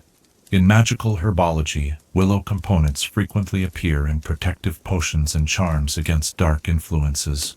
What if the Whomping Willow represents a specialized magical variant, bred or enchanted specifically for its extraordinary protective capabilities? Imagine the deep roots of the willow extending far beneath the Hogwarts grounds, perhaps intertwining with the very foundations of the castle itself. What if these roots serve as anchors for ancient protective enchantments, securing wards that might otherwise dissipate over centuries? The Willow's aggressive behavior toward approaching humans might be not merely a defensive mechanism but an active maintenance of these protections, its movements generating the magical energy necessary to sustain spells cast by the founders themselves. The distant hooting of an owl carries our thoughts to the timeline of the Willow's planting. Though officially introduced during Lupin's school years, what if this was merely the transplantation or activation of a tree that had existed on the grounds in dormant form for centuries? Perhaps the needs of a young werewolf student provided the perfect cover for awakening protective magic that school authorities wished to reinstate without drawing attention to changing security concerns during Voldemort's first rise to power. Consider the curious fact that the Whomping Willow, despite its violent tendencies, has never been removed from school grounds, even after its supposed purpose became obsolete. Following Lupin's departure from Hogwarts as a student, the tree continued its vigilant guard over a tunnel that saw no further werewolf transformations for many years.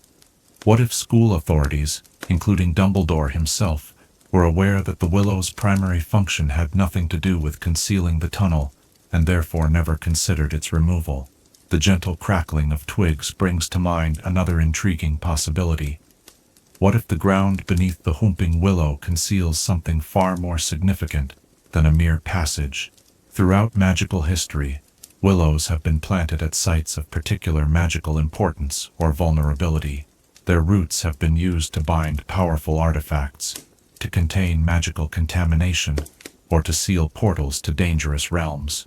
Perhaps beneath the willow lies not just a tunnel to Hogsmeade, but a sealed entrance to something far more ancient and potentially dangerous. Imagine if, during the founding of Hogwarts, the four greatest witches and wizards of the age discovered at this spot a thin place between worlds, a point where the boundary between our realm and others had worn precariously thin. Such a magical vulnerability would require constant maintenance and protection, particularly at a school filled with young witches and wizards, whose untrained magic might inadvertently interact with such a portal. A specially enchanted guardian tree, planted directly over this spot, would serve as both physical and magical barrier. The faint scent of earth and growing things reminds us of another fascinating theory, the possible connection between the Whomping Willow and Hogwarts' sentient nature. Throughout the Harry Potter series, the castle demonstrates awareness and responsive behavior beyond ordinary enchantment. What if the willow serves as a kind of external sensory organ for the castle itself? Through its roots it might monitor the magical health of the grounds. Through its branches, it might sense approaching threats beyond the range of the castle's stone walls. Consider the soft patter of rain beginning to fall on leaves, and how living things respond to changing conditions in ways that inanimate objects cannot. If Hogwarts required a semi-autonomous guardian capable of adapting to new threats and circumstances, a magical tree would provide advantages that stone guardians or fixed enchantments could not offer. The willow's ability to learn and respond, recognizing the pattern of pressing the specific knot that immobilizes it, for instance, suggests intelligence beyond ordinary plant life. The swirling of midnight mist around gnarled roots carries our thoughts to an even more ancient possibility. Magical historians have long suggested that Hogwarts Castle was built upon a site of pre-existing magical significance. What if the location of the Whomping Willow marks a point of particular power within this ancient magical landscape, perhaps a junction of ley lines, or a place where magical energy naturally wells up from deep within the earth? The willow might serve as both cap and channel for this energy, preventing dangerous accumulation while redirecting the power to strengthen the castle's overall protections. In many magical traditions, willows are associated specifically with the moon and its cycles. The distant gleam of moonlight through clouds reminds us of this connection and how it might relate to the willow's secondary purpose of facilitating Lupin's transformations. Perhaps this location was chosen for the tunnel precisely because the willow was already there, its moon-associated magic providing some measure of comfort or control to a young werewolf during his difficult passages to and from the Shrieking Shack. What historical events might support the theory of the Willow's greater significance? Consider the curious fact that during the Battle of Hogwarts, when Death Eaters breached the castle's outer defenses, they approached from directions away from the Whomping Willow. Even Voldemort, with his extensive knowledge of dark magic, chose to establish his command position in the Forbidden Forest, rather than attempting to enter through the grounds where the Willow stands guard.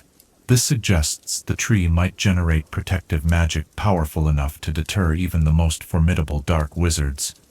The soft creaking of branches shifting in darkness draws our attention to the Willow's remarkable longevity and resilience.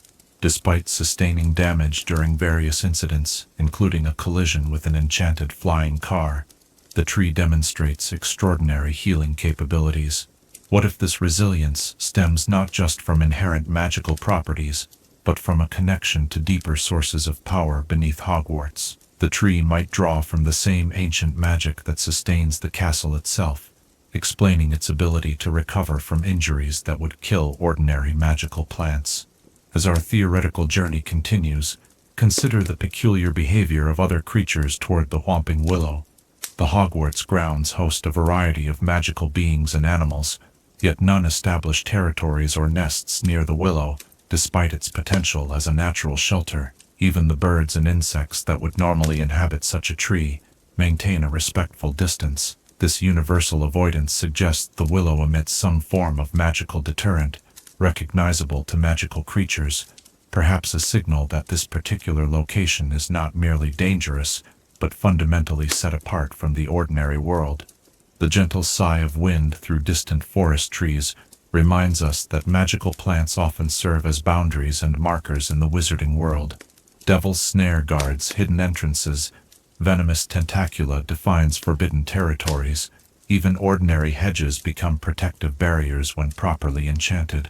In this context, the Whomping Willow might represent the most powerful of botanical guardians, marking not just a physical boundary, but a metaphysical one, a line between safe, human-controlled magic, deeper, wilder forces that flow beneath the apparently solid ground of the wizarding world.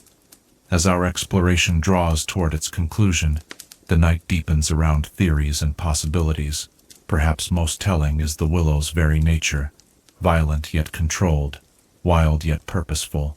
Unlike the truly untamed plants of the Forbidden Forest, the Whomping Willow maintains its position through years and seasons, never spreading or retreating, never fully dormant nor completely unleashed. This careful balance suggests ongoing management by the castle's magic, a continuous relationship between tree and school that transcends its supposed single purpose as tunnel guardian.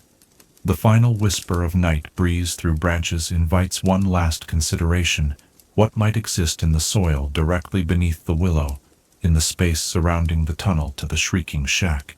Perhaps the passage itself was constructed to monitor whatever lies beneath, allowing authorized persons to regularly check on an ancient containment without drawing attention to its true purpose. The violent behavior of the tree would then serve dual functions, protecting students from whatever lies below, while also protecting the secret of its existence from those who might seek to exploit or release it. As the stars continue their ancient wheeling above Hogwarts grounds and sleep beckons with gentle insistence, we might wonder, what other guardians stand hidden in plain sight throughout the wizarding world, their true purposes obscured by simpler explanations? What ancient secrets might lie beneath familiar landmarks, protected by defenses disguised as ordinary magical curiosities? And if the Whomping Willow truly guards something more significant than a mere tunnel, what might that revelation tell us about the deeper magic that flows beneath the surface of the wizarding world we thought we knew? Chapter 9. How Hermione's Time Turner was a test by the Ministry. As moonlight spills through ancient castle windows, casting elongated shadows across stone corridors, let us turn our thoughts to one of the most extraordinary magical artifacts ever entrusted to a Hogwarts student, Hermione Granger's Time Turner. This delicate golden instrument, with its miniature hourglass suspended within spinning circles, represented magic of the most complex and dangerous variety. The official explanation, that it was provided simply to allow an ambitious third-year student to attend overlapping classes, has always seemed curiously inadequate. What if this remarkable concession by the Ministry of Magic concealed a deeper purpose? What if Hermione's time turner was actually a carefully designed test, monitoring not just her responsibility, but her potential influence on magical development itself? Consider the gentle weight of the time turner, as it might have rested against Hermione's collarbone, hidden beneath her robes. Time magic represents perhaps the most closely regulated branch of magical study, its dangers acknowledged even by those most skilled in its use. The Department of Mysteries maintains strict control over all time turners, recognizing their capacity to unravel the very fabric of reality if misused. Against this background of extreme caution, the decision to entrust such a device to a 13-year-old witch, however brilliant, appears profoundly unusual. The soft ticking of a distant clock accompanies our first theoretical possibility. What if Hermione's receipt of the time turner represented not merely educational accommodation but careful selection? The Ministry, through Professor McGonagall, might have identified Hermione as an ideal subject for observation, a witch of exceptional intelligence paired with unusual self-discipline and moral clarity. These qualities would make her both less likely to misuse the device and more likely to demonstrate its potential benefits when properly managed. Imagine the faint golden glow of the time turner catching the light as Hermione carefully conceals it after use. Within the Department of Mysteries, perhaps, enchanted instruments recorded each activation, measuring not just frequency of use, but magical resonance patterns, indicating how the young witch interacted with temporal magic. Was she merely a passive user, or did her exceptional magical potential influence the very operation of the device? The Ministry might have been particularly interested in how a Muggle-born witch's magic interacted with time manipulation, testing whether magical heredity affected one's capacity to safely traverse temporal boundaries. The whispered rustle of parchment reminds us of the documented restrictions surrounding Hermione's use of the time turner. Professor McGonagall emphasized that terrible consequences could befall those who meddle with time, specifically, the risk of killing one's past or future self. Yet despite these stern warnings, Hermione received minimal practical instruction in the device's use. This curious combination of emphasized danger and limited guidance suggests a test of judgment. Would Hermione seek additional information, develop her own safety protocols, or simply proceed based on minimal instruction? Consider the soft padding of footsteps in corridors where Hermione carefully avoided her past self. The primary rule of time travel, not being seen by oneself, created a complex logistical challenge requiring meticulous planning. This necessity for detail-oriented thinking might have been precisely what the Ministry wished to observe. Could a young witch manage the mental complexity of existing in multiple time streams simultaneously without confusion or error? Hermione's success in this regard would have provided valuable data on cognitive capabilities necessary for safe time manipulation. The distant hooting of an owl carries our thoughts to another theoretical aspect of this possible test. The time turner's limitations, allowing travel only hours rather than days into the past, might have been specially calibrated for Hermione's use. Standard Ministry time turners potentially permitted longer jumps, but Hermione received a version restricted to the minimum duration necessary for her educational purposes.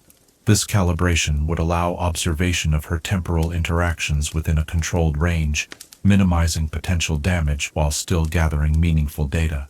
What if the Ministry was particularly interested in Hermione's proximity to Harry Potter? The gentle scratching of a quill against assignment parchment reminds us that Hermione's time at Hogwarts coincided with the attendance of the boy who lived. The Department of Mysteries, with its extensive study of prophecy, might have had particular interest in how temporal manipulation interacted with a subject of prophecy.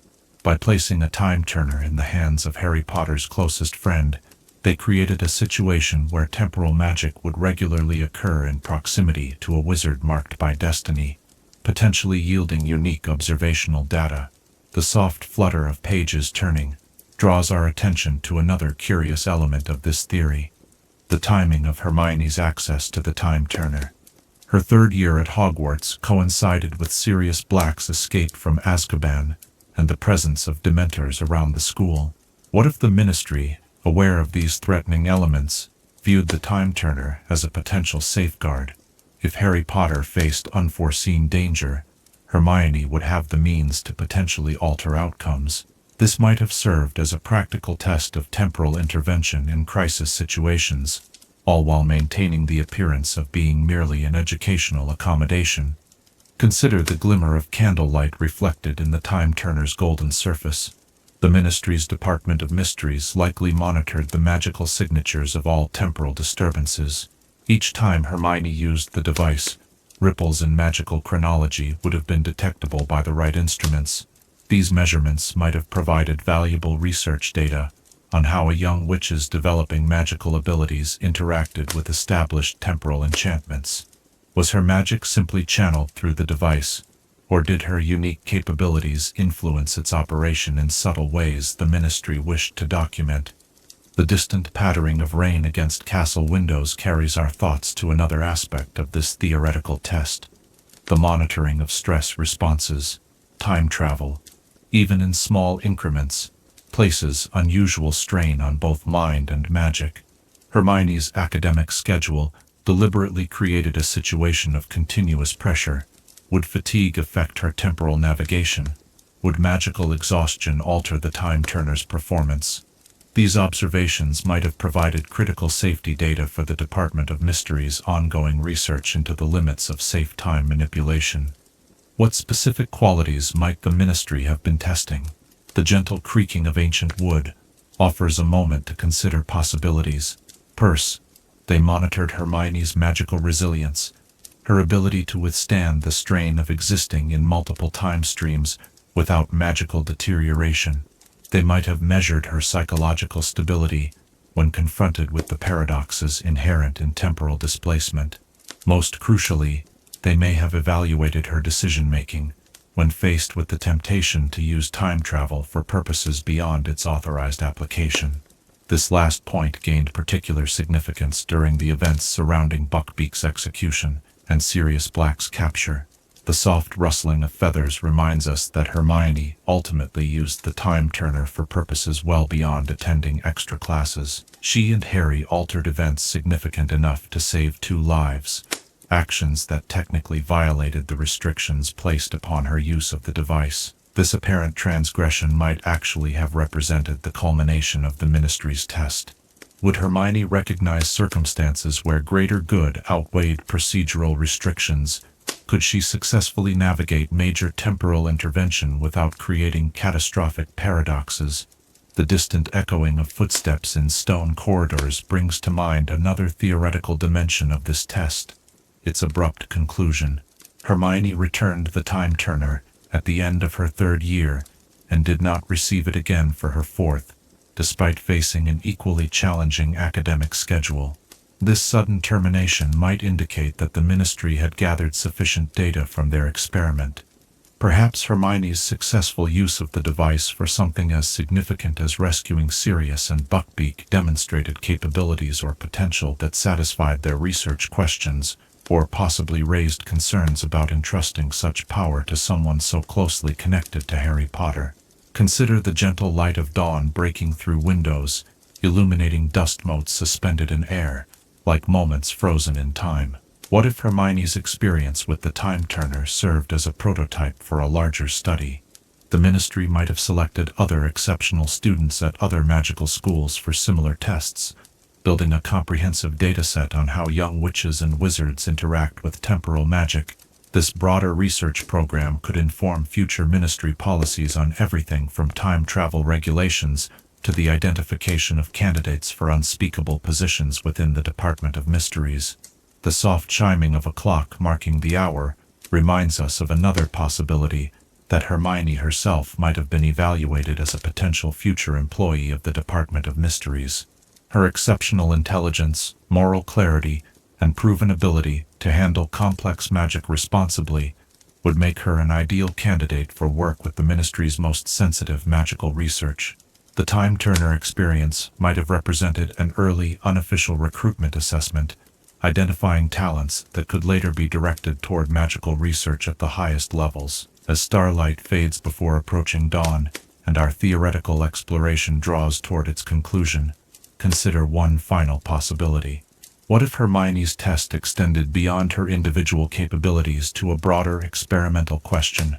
How might access to time travel affect the development of a generation that would shape the future of the wizarding world? By placing temporal power in proximity to Harry Potter during his formative years, the Ministry created a situation where time magic became normalized within his closest circle. This exposure might have subtly influenced his approach to fate, prophecy, and the nature of time itself, concepts central to his eventual confrontation with Voldemort. In the gentle hush that precedes sleep, as thoughts of time and its mysteries swirl like mist around ancient castle towers, consider the ripples of this theory through the broader narrative of the wizarding world. If Hermione's time-turner truly represented a Ministry test, what might the results of that experiment have revealed? What conclusions might the unspeakables have drawn from observing a brilliant young witch navigate the complexities of temporal magic, while standing beside the boy who lived during a pivotal period in magical history? And how might those observations have influenced the Ministry's understanding of time itself, that most mysterious and dangerous branch of magic that flows through all things, connecting past, present, and the myriad possibilities of what might yet come to pass? Chapter 10. The Greatest Secret the Marauders Discovered at Hogwarts. As night falls over the ancient stones of Hogwarts Castle, casting deep shadows through arched windows and along winding corridors, let us turn our thoughts to four young wizards whose names would become legend within the school's walls: Moony, Wormtail, Padfoot, and Prongs. The Marauders, as they called themselves, explored Hogwarts more thoroughly than perhaps any students before or since, discovering passageways, rooms, and secrets that they meticulously documented in their remarkable map. Yet what if their greatest discovery, a secret so profound they never recorded it even on their enchanted parchment, remains hidden to this day, waiting to be rediscovered by those who know where to look?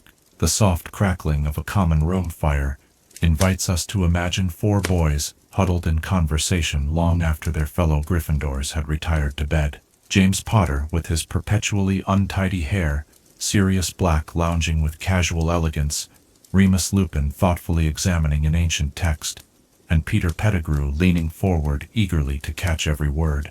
What extraordinary secret might have united these four different personalities in shared wonder and agreement that some discoveries should remain unrecorded?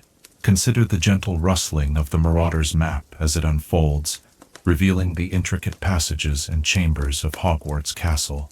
For all its remarkable detail and magical ingenuity, the map contains curious omissions.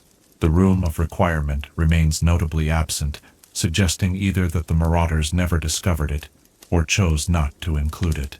But what if there were other, more significant discoveries they deliberately kept off their creation, secrets too powerful or dangerous to risk falling into unprepared hands? The distant hooting of an owl carries our thoughts to one compelling theoretical possibility. What if the Marauders discovered the true nature of Hogwarts itself?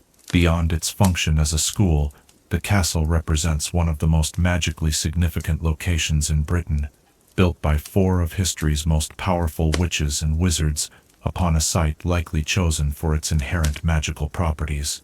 What if, during their nocturnal explorations, the four friends encountered evidence that Hogwarts was more than a structure, that it possessed a form of consciousness, an awareness extending beyond the enchantments placed upon it?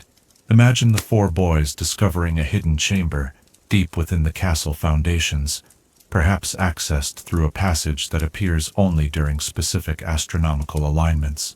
Within, they might have found inscriptions left by the founders themselves, not merely historical records, but instructions for communicating with the semi-sentient magic that permeates the castle's very stones.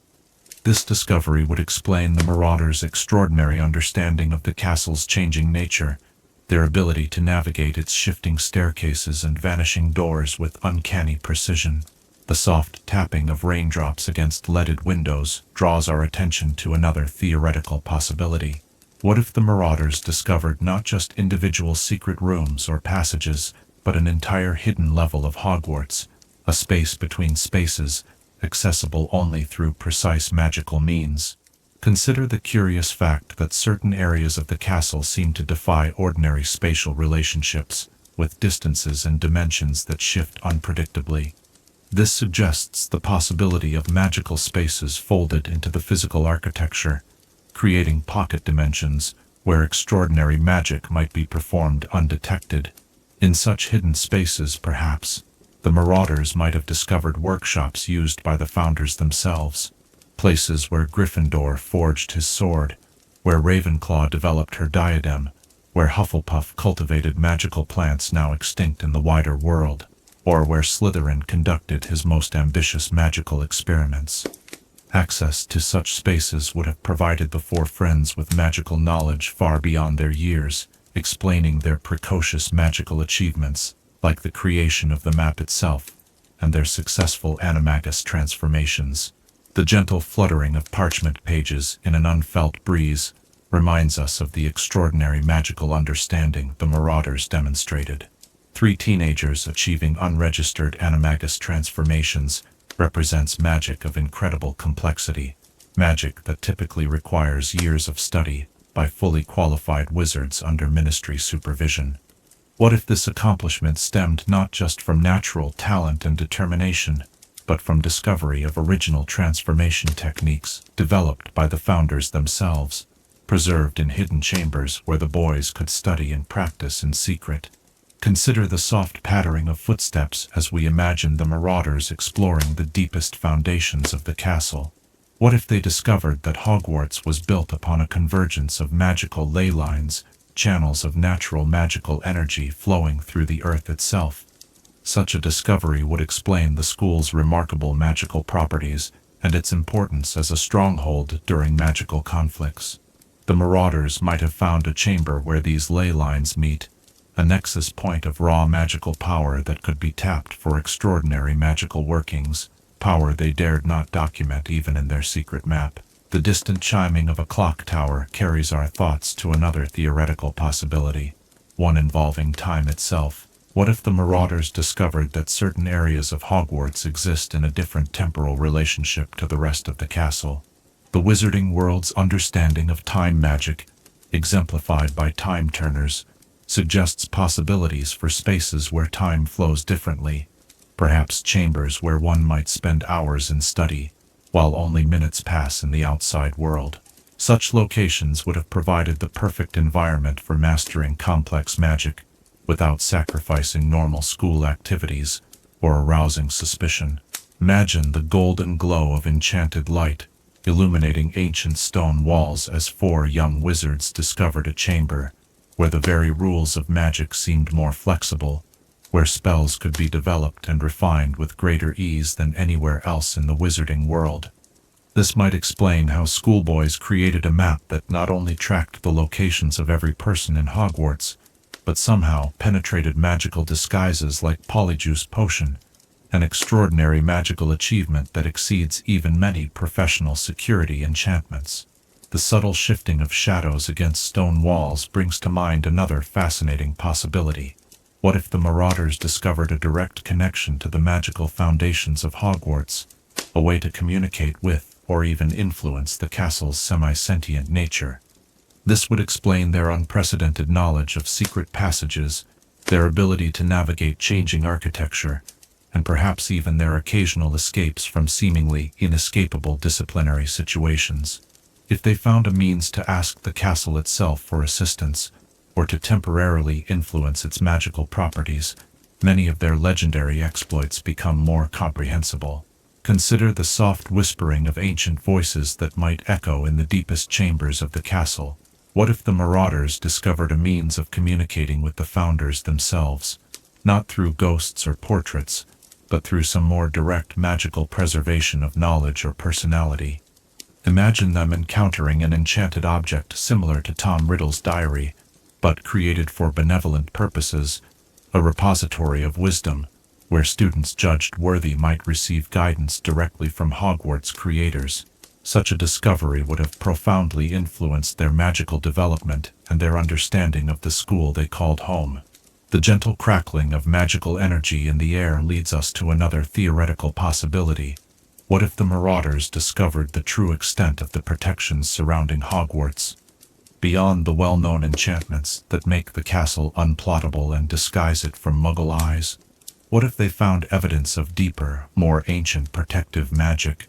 Perhaps they located a central ward stone or anchor point for these protections, a magical nexus where the castle's defenses could be monitored, or even modified by those who understood its operation. Such a discovery would have placed extraordinary responsibility on teenage shoulders, perhaps explaining their seemingly incongruous combination of mischief-making and serious magical study. Knowing the castle's defensive heart might have given them a deeper appreciation for Hogwarts as more than just a school, understanding it as a magical sanctuary, whose protection was a sacred trust handed down through generations of students and teachers. As moonlight shifts through arched windows, casting new patterns on ancient floors, consider how this theoretical greatest secret might have influenced the Marauders' later lives and choices. James Potter's decision to go into hiding, rather than flee the country when threatened by Voldemort, suggests a man who understood the profound importance of magical sanctuaries and was attempting to create one for his family. Sirius Black's deep connection to his ancestral home, despite his hatred of his family's values, hints at someone who recognized the magical significance of places with lengthy wizarding histories.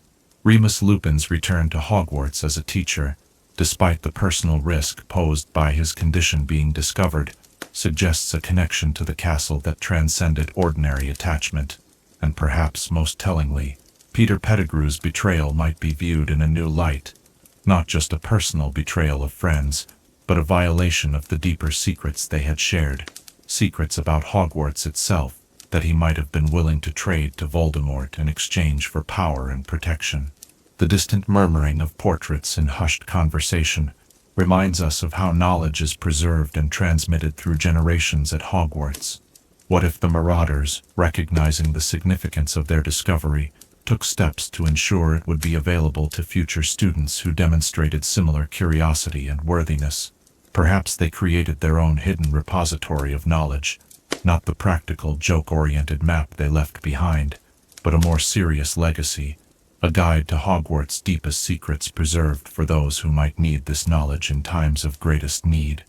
As our theoretical exploration draws toward its conclusion, the night deepens around us, stars wheeling above the castle towers in their ancient patterns. If the Marauders truly discovered some profound secret about Hogwarts itself, about its living nature, its hidden spaces, its magical foundations, or its connection to the Founders, they kept this discovery remarkably close. No direct evidence appears in Harry's interactions with Sirius or Lupin, though perhaps hints might be found in their unshakable faith that Hogwarts remained the safest place in the wizarding world, even as other sanctuaries fell. Perhaps the greatest testimony to this theoretical secret lies in the profound connection all four Marauders maintained with Hogwarts long after their school days ended. Even in death, they seemed drawn back to its grounds and halls. James and Lily Potter, emerging from Voldemort's wand on the school grounds during Priori Incantatem, Sirius Black's final battle in the Department of Mysteries, while defending secrets connected to the school, Remus Lupin returning both as teacher and defender in the castle's greatest hour of need, and Peter Pettigrew meeting his end in the cellar of a house with profound connections to Hogwarts students and staff. As sleep beckons like a gentle summoning charm, pulling consciousness toward dreams of hidden chambers and ancient magic, consider this final thought. What if the greatest secret the Marauders discovered still waits within Hogwarts walls, not lost but simply dormant, awaiting rediscovery by students who embody the same combination of daring, intellect, loyalty, and ambition that has always defined those who best understand the true nature of Hogwarts School of Witchcraft and Wizardry. Chapter 11. Why Voldemort's snake-like appearance is connected to Nagini. The midnight hour has passed, and as stars glimmer through wisps of cloud above mysterious landscapes, our thoughts turn to one of the darkest and most enigmatic figures in the wizarding world, Lord Voldemort. His transformation from the handsome, charismatic Tom Riddle into the pale, serpentine Dark Lord represents one of the most dramatic physical changes recorded in magical history. While conventional wizarding wisdom attributes this transformation to the corrupting influence of dark magic and the creation of multiple Horcruxes, there exists a more specific and fascinating possibility that Voldemort's snake-like appearance is directly connected to his relationship with Nagini, his constant companion and final Horcrux. Imagine the soft rustling of scales against stone floors as we contemplate this curious bond between wizard and serpent. Nagini was no ordinary snake, but a magical creature of considerable power, a maledictus, according to wizarding legends, with origins in Indonesia. Such beings begin life in human form, but carry a blood curse that eventually transforms them permanently into beasts. What if Voldemort's physical transformation wasn't merely parallel to Nagini's nature, but intrinsically connected to it through their unique magical bond? Consider the gentle flicker of candlelight illuminating ancient texts on magical connections. Throughout the history of dark magic, practitioners have sought to incorporate the attributes of powerful magical creatures into themselves: strength from dragons, longevity from phoenixes, adaptability from metamorphagy. What if Voldemort, in his quest for power beyond ordinary wizardry, deliberately established a magical connection with Nagini that transcended even the already extraordinary bond created by making her a vessel for a fragment of his soul? The distant hissing of wind through forest leaves evokes the parseltongue that linked Voldemort and Nagini in rare magical communication. This ability to speak with serpents, inherited through Voldemort's Slytherin ancestry, created a unique channel between them, a constant magical connection through which not just communications but deeper magical influences might flow. Perhaps as this connection deepened over years, physical traits began to transfer between them, with Voldemort gradually adopting serpentine characteristics through a form of sympathetic magic. What evidence supports this theoretical connection? The soft pattering of rain against window panes brings to mind the timeline of Voldemort's transformation. While his appearance had already begun to change during his first rise to power, his most dramatic serpentine features emerged after his return in the graveyard of Little Hangleton. After years of intimate dependence on Nagini during his weakened state in Albania, and after using her venom as part of the potion that sustained his rudimentary form before the resurrection ritual, imagine the eerie glow of that potion bubbling in the Riddle House, formed from unicorn blood, Nagini's venom, and eventually Peter Pettigrew's flesh. This concoction did more than simply maintain Voldemort's tenuous existence. It created a foundation for the body that would emerge from the cauldron in the graveyard. If this potion incorporated substantial quantities of Nagini's venom over many months, it might have fundamentally altered the magical template for Voldemort's new physical form, encoding serpentine traits at the most basic magical level. The gentle crackling of a dying fire carries our thoughts to another aspect of this theory.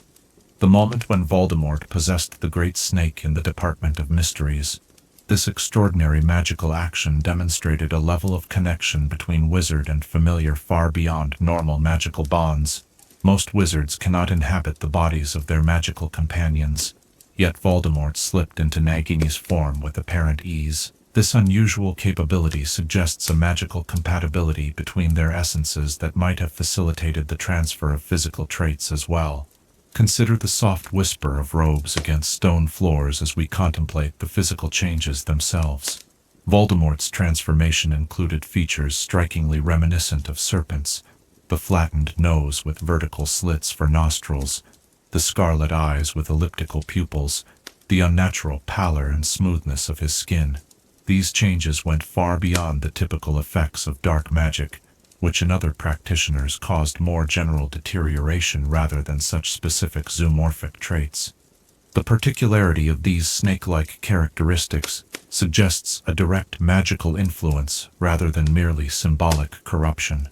What magical principles might explain such a transfer of physical traits?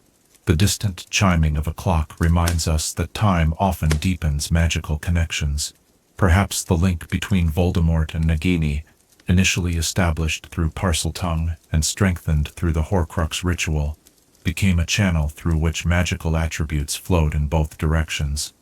Traditional magical theory recognizes that extended magical contact can create sympathy between objects or beings. Wandmakers observe how wizards and their wands grow to resemble each other over decades of use. A similar principle might apply to the bond between a dark wizard and his magical familiar, particularly one containing a fragment of his soul. The soft shifting of shadows in darkened corners brings to mind another fascinating possibility. What if Voldemort deliberately cultivated his serpentine appearance? Tom Riddle, even in his youth, displayed a fascination with his Slytherin heritage and the symbolism of serpents.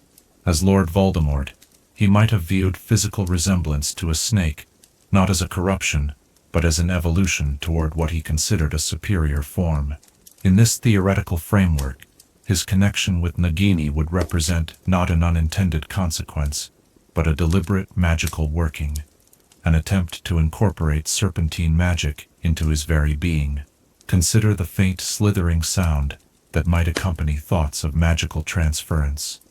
What if Voldemort performed rituals specifically designed to draw aspects of Nagini's magical nature into himself? Ancient magical traditions include rituals for assuming the attributes of powerful magical creatures, rituals often requiring extended magical contact and the willful merging of essences. Voldemort, with his extensive knowledge of obscure magic and his willingness to undergo extreme magical transformations, might have adapted such rituals to strengthen himself by incorporating aspects of his powerful familiar. The gentle rustling of ancient pages turning suggests another avenue of theoretical exploration, the role of Voldemort's final Horcrux ritual in this transformation. When he converted Nagini into a Horcrux, he established the most profound magical connection possible between them. This ritual, involving the splitting of his soul and the housing of a fragment within the Great Snake, created a two-way channel of magical influence. While much attention has been paid to how this ritual affected Nagini, granting her unusual intelligence and magical resistance, less consideration has been given to how it might have affected Voldemort himself. What if the creation of a living Horcrux, particularly one housed in a magical creature rather than an inanimate object, created a unique form of magical feedback? The soft sigh of wind through curtains reminds us that magic often seeks equilibrium, balancing energies between connected entities. Perhaps as Voldemort's soul fragment influenced Nagini, making her more human in her intelligence and awareness, aspects of her serpentine nature flowed back to Voldemort through the same connection, gradually reshaping his physical form to reflect their deepening magical bond. As moonlight shifts across theoretical possibilities, casting new patterns of understanding, consider how this connection might have influenced Voldemort's magical abilities, as well as his appearance. His extraordinary recovery from the rebounded killing curse that destroyed his body, surviving as less than a spirit but more than a ghost, suggests resilience beyond normal human capacity. Snakes are renowned for their ability to shed their skin and renew themselves. What if Voldemort's connection to Nagini granted him a magical version of this regenerative capability, allowing him to cling to existence when other wizards would have passed beyond the veil? The distant hooting of an owl draws our attention to another aspect of this theory. The unusual mental connection Voldemort shared with Nagini. He could see through her eyes across great distances, experiencing her sensations as though they were his own. This level of mental melding goes beyond the normal capabilities of even the most accomplished legilimens. Such profound mental connection might have facilitated the transfer of physical traits, as the boundaries between their separate identities blurred through constant magical communion. As night deepens toward dawn, stars wheeling slowly overhead, consider one final, more profound theoretical possibility. What if Voldemort's serpentine transformation represented not just a physical change, but a fundamental magical evolution, an attempt to transcend ordinary human limitations by merging with a magical creature? Throughout his life, Tom Riddle sought to separate himself from what he considered the weakness of humanity. His pursuit of immortality, his creation of Horcruxes, his adoption of a new identity, all represented attempts to become something beyond human. In this light, his connection with Nagini and the resulting serpentine transformation might represent the furthest extension of this ambition, a deliberate magical hybridization aimed at incorporating the strengths of a magical serpent into his own being. The flat nose with vertical slits would improve his sense of smell. The changed eyes would enhance his vision in darkness. The smooth, pale skin would increase his sensitivity to vibration and temperature. What appears as corruption might actually have been adaptation, the deliberate reshaping of human form to incorporate capabilities beyond normal wizardry. As our theoretical exploration draws to its conclusion, the night begins to yield to the first subtle lightening of dawn. If Voldemort's snake-like appearance truly stemmed from his deep magical connection with Nagini, it reveals something profound about the nature of magic itself, its tendency to create resonance between deeply connected beings, its capacity to reshape physical form through sustained influence, and its potential to facilitate transformations that transcend ordinary magical categories. As you drift toward dreams where magical theories weave themselves into new patterns of understanding, consider this final question. What other unexplored magical connections might exist between wizards and their familiar companions, subtle influences flowing in both directions across the bonds of shared magic? What transformations, less dramatic but no less real, might occur when magical beings dwell in constant communion? And what might this suggest about the fluid nature of magical identity itself, not fixed and immutable, but responsive to the connections we forge and the magical essences with which we choose to align ourselves? Chapter 12. The Hidden Meaning of Dumbledore's Knee Scar.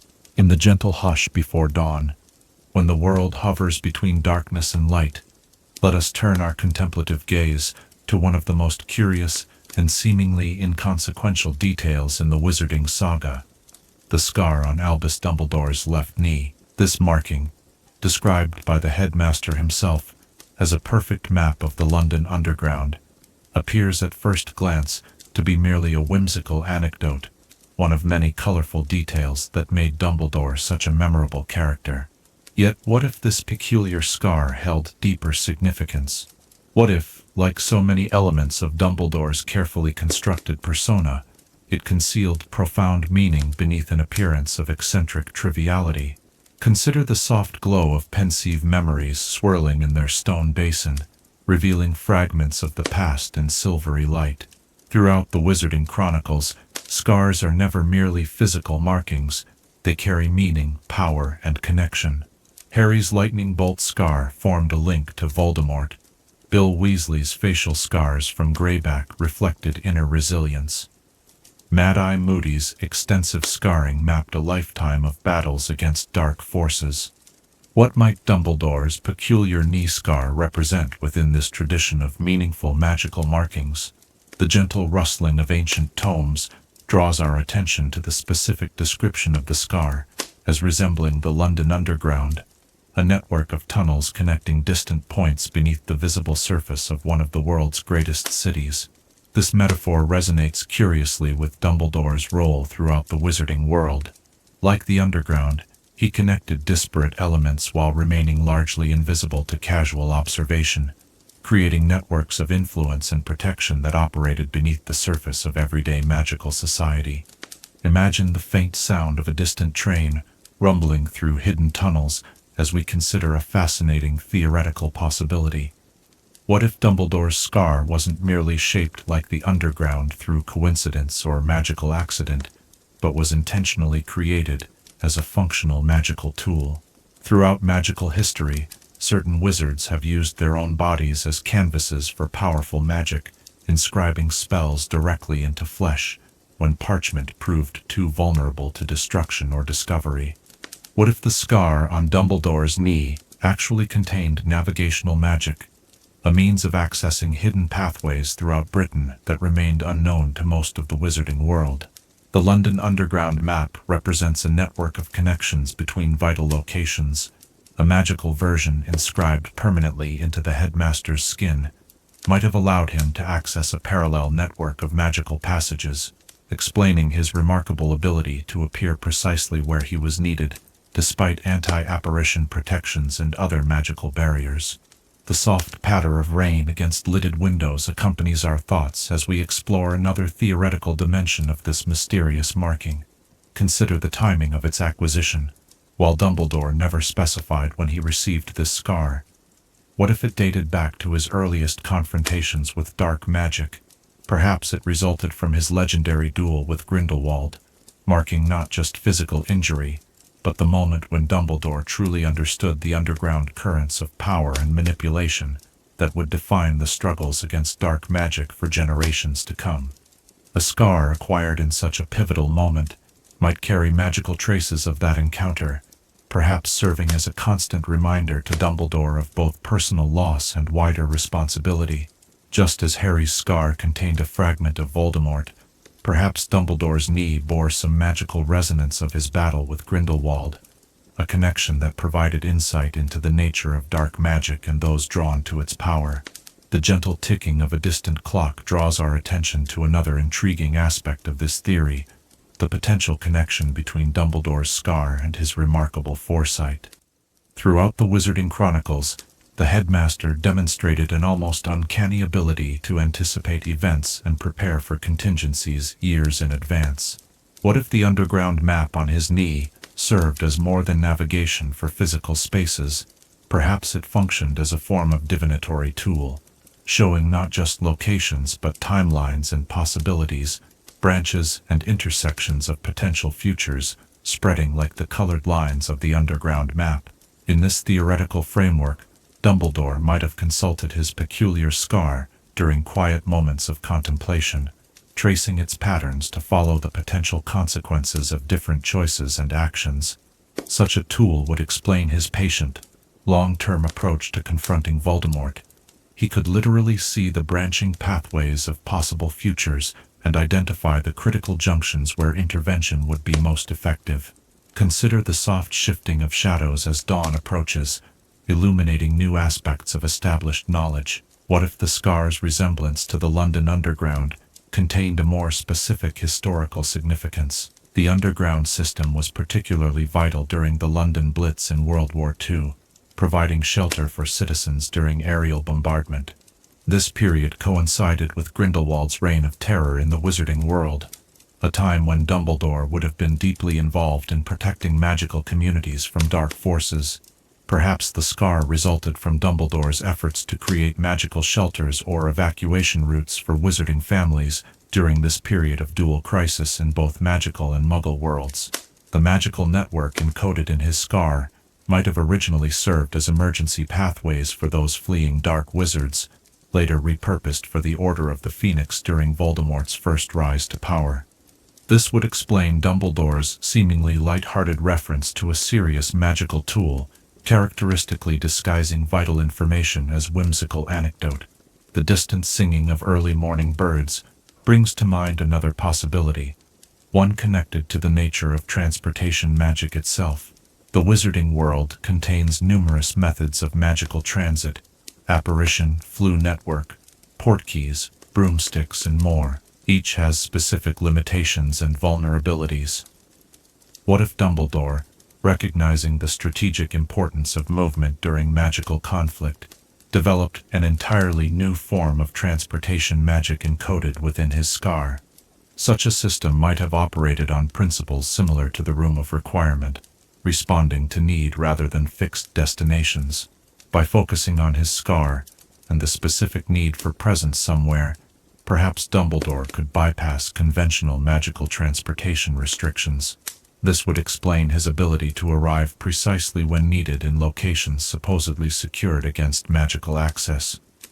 He wasn't breaking through protective enchantments, but circumventing them entirely through a fundamentally different approach to magical movement. The gentle warmth of early sunlight falling across theoretical landscapes illuminates another dimension of this curious marking: its location on the body. The knee represents flexibility, movement, and direction. Without its proper function, one cannot easily stand or progress forward. By placing a powerful magical tool at this particular juncture of the body, Dumbledore might have created a physical metaphor for his philosophical approach. Progress requires flexibility, stability requires movement, and sometimes one must bend to remain unbroken. Consider the soft crackling of parchment as we unfold another layer of possibility. What if the scar's resemblance to the London Underground contained linguistic significance as well? In magical practice, symbols often derive power from multiple layers of meaning. The underground is commonly called the tube, a word with connections to ancient alchemical equipment. Dumbledore, known to have worked with Nicholas Flamel, demonstrated considerable knowledge of alchemy. Perhaps his scar represented alchemical formulas or processes disguised as transit lines, encoding transformative magic in an apparently mundane pattern. The faint chiming of a distant bell draws our thoughts to the concept of connection itself. Throughout his life, Dumbledore worked to create and maintain connections between disparate elements of the wizarding world, between schools through the Triwizard Tournament, between magical species through advocacy for creatures like house elves and centaurs, between ordinary wizards and extraordinary heroes through his mentorship of Harry. What if his knee scar represented this fundamental aspect of his life's work, a magical manifestation of his desire to create pathways between seemingly separate worlds? In this framework, the scar might have functioned as a magical conductor, allowing Dumbledore to establish and maintain connections across distances that would normally prevent magical communication. This would explain his apparent awareness of events transpiring far from his physical location. He maintained constant magical connections to people and places of importance, monitoring situations through the network encoded in his peculiar scar. As morning light strengthens, casting long shadows across theoretical possibilities, consider one final aspect of this mysterious marking, its revelation through Dumbledore's own words. The headmaster mentioned this scar when claiming to see a room full of chamber pots in the Mirror of Erised, a moment when he deliberately misdirected Harry from the mirror's true power and his own deepest desire. What if the mention of his knee scar represented a similar misdirection, presenting a powerful magical tool as merely an amusing curiosity to prevent others from recognizing its significance? Throughout his life, Dumbledore carefully controlled information, revealing only what he believed necessary at any given moment. By describing his scar in whimsical terms, he effectively hid its importance in plain sight. Anyone hearing about a knee scar resembling the London Underground would likely dismiss it as yet another example of the headmaster's eccentricity, rather than recognizing it as a sophisticated magical instrument of navigation, connection, and foresight. As our theoretical exploration draws to its conclusion with the full arrival of dawn, soft golden light illuminating the world anew, we might contemplate how this seemingly minor detail reflects Dumbledore's broader approach to magic and conflict. The most powerful magic often hides beneath unassuming exteriors. The most significant artifacts are frequently disguised as ordinary objects, and sometimes the greatest strategic advantages come from tools and talents that opponents cannot recognize or understand. If Dumbledore's curious knee scar truly concealed magical significance, whether as navigational tool, divinatory instrument, connection to past conflicts, or network of emergency pathways, it represents a perfect example of the subtle brilliance that made him such a formidable guardian of the wizarding world. In transforming a personal injury into a magical resource, he demonstrated the philosophy he sought to impart to Harry throughout their time together, that our wounds need not define us as victims, but can become sources of unique strength and unexpected possibility. As you drift toward dreams filled with hidden passages and secret meanings, consider this final question. What other seemingly inconsequential details in the Wizarding Chronicles might conceal profound significance beneath whimsical exteriors? Which passing comments or curious descriptions might actually represent carefully disguised clues to deeper magical realities? And in your own life, what apparent limitations might actually contain unexpected potential, waiting to be recognized and transformed through a shift in perspective as simple yet profound as seeing the map of an entire city in the pattern of a scar.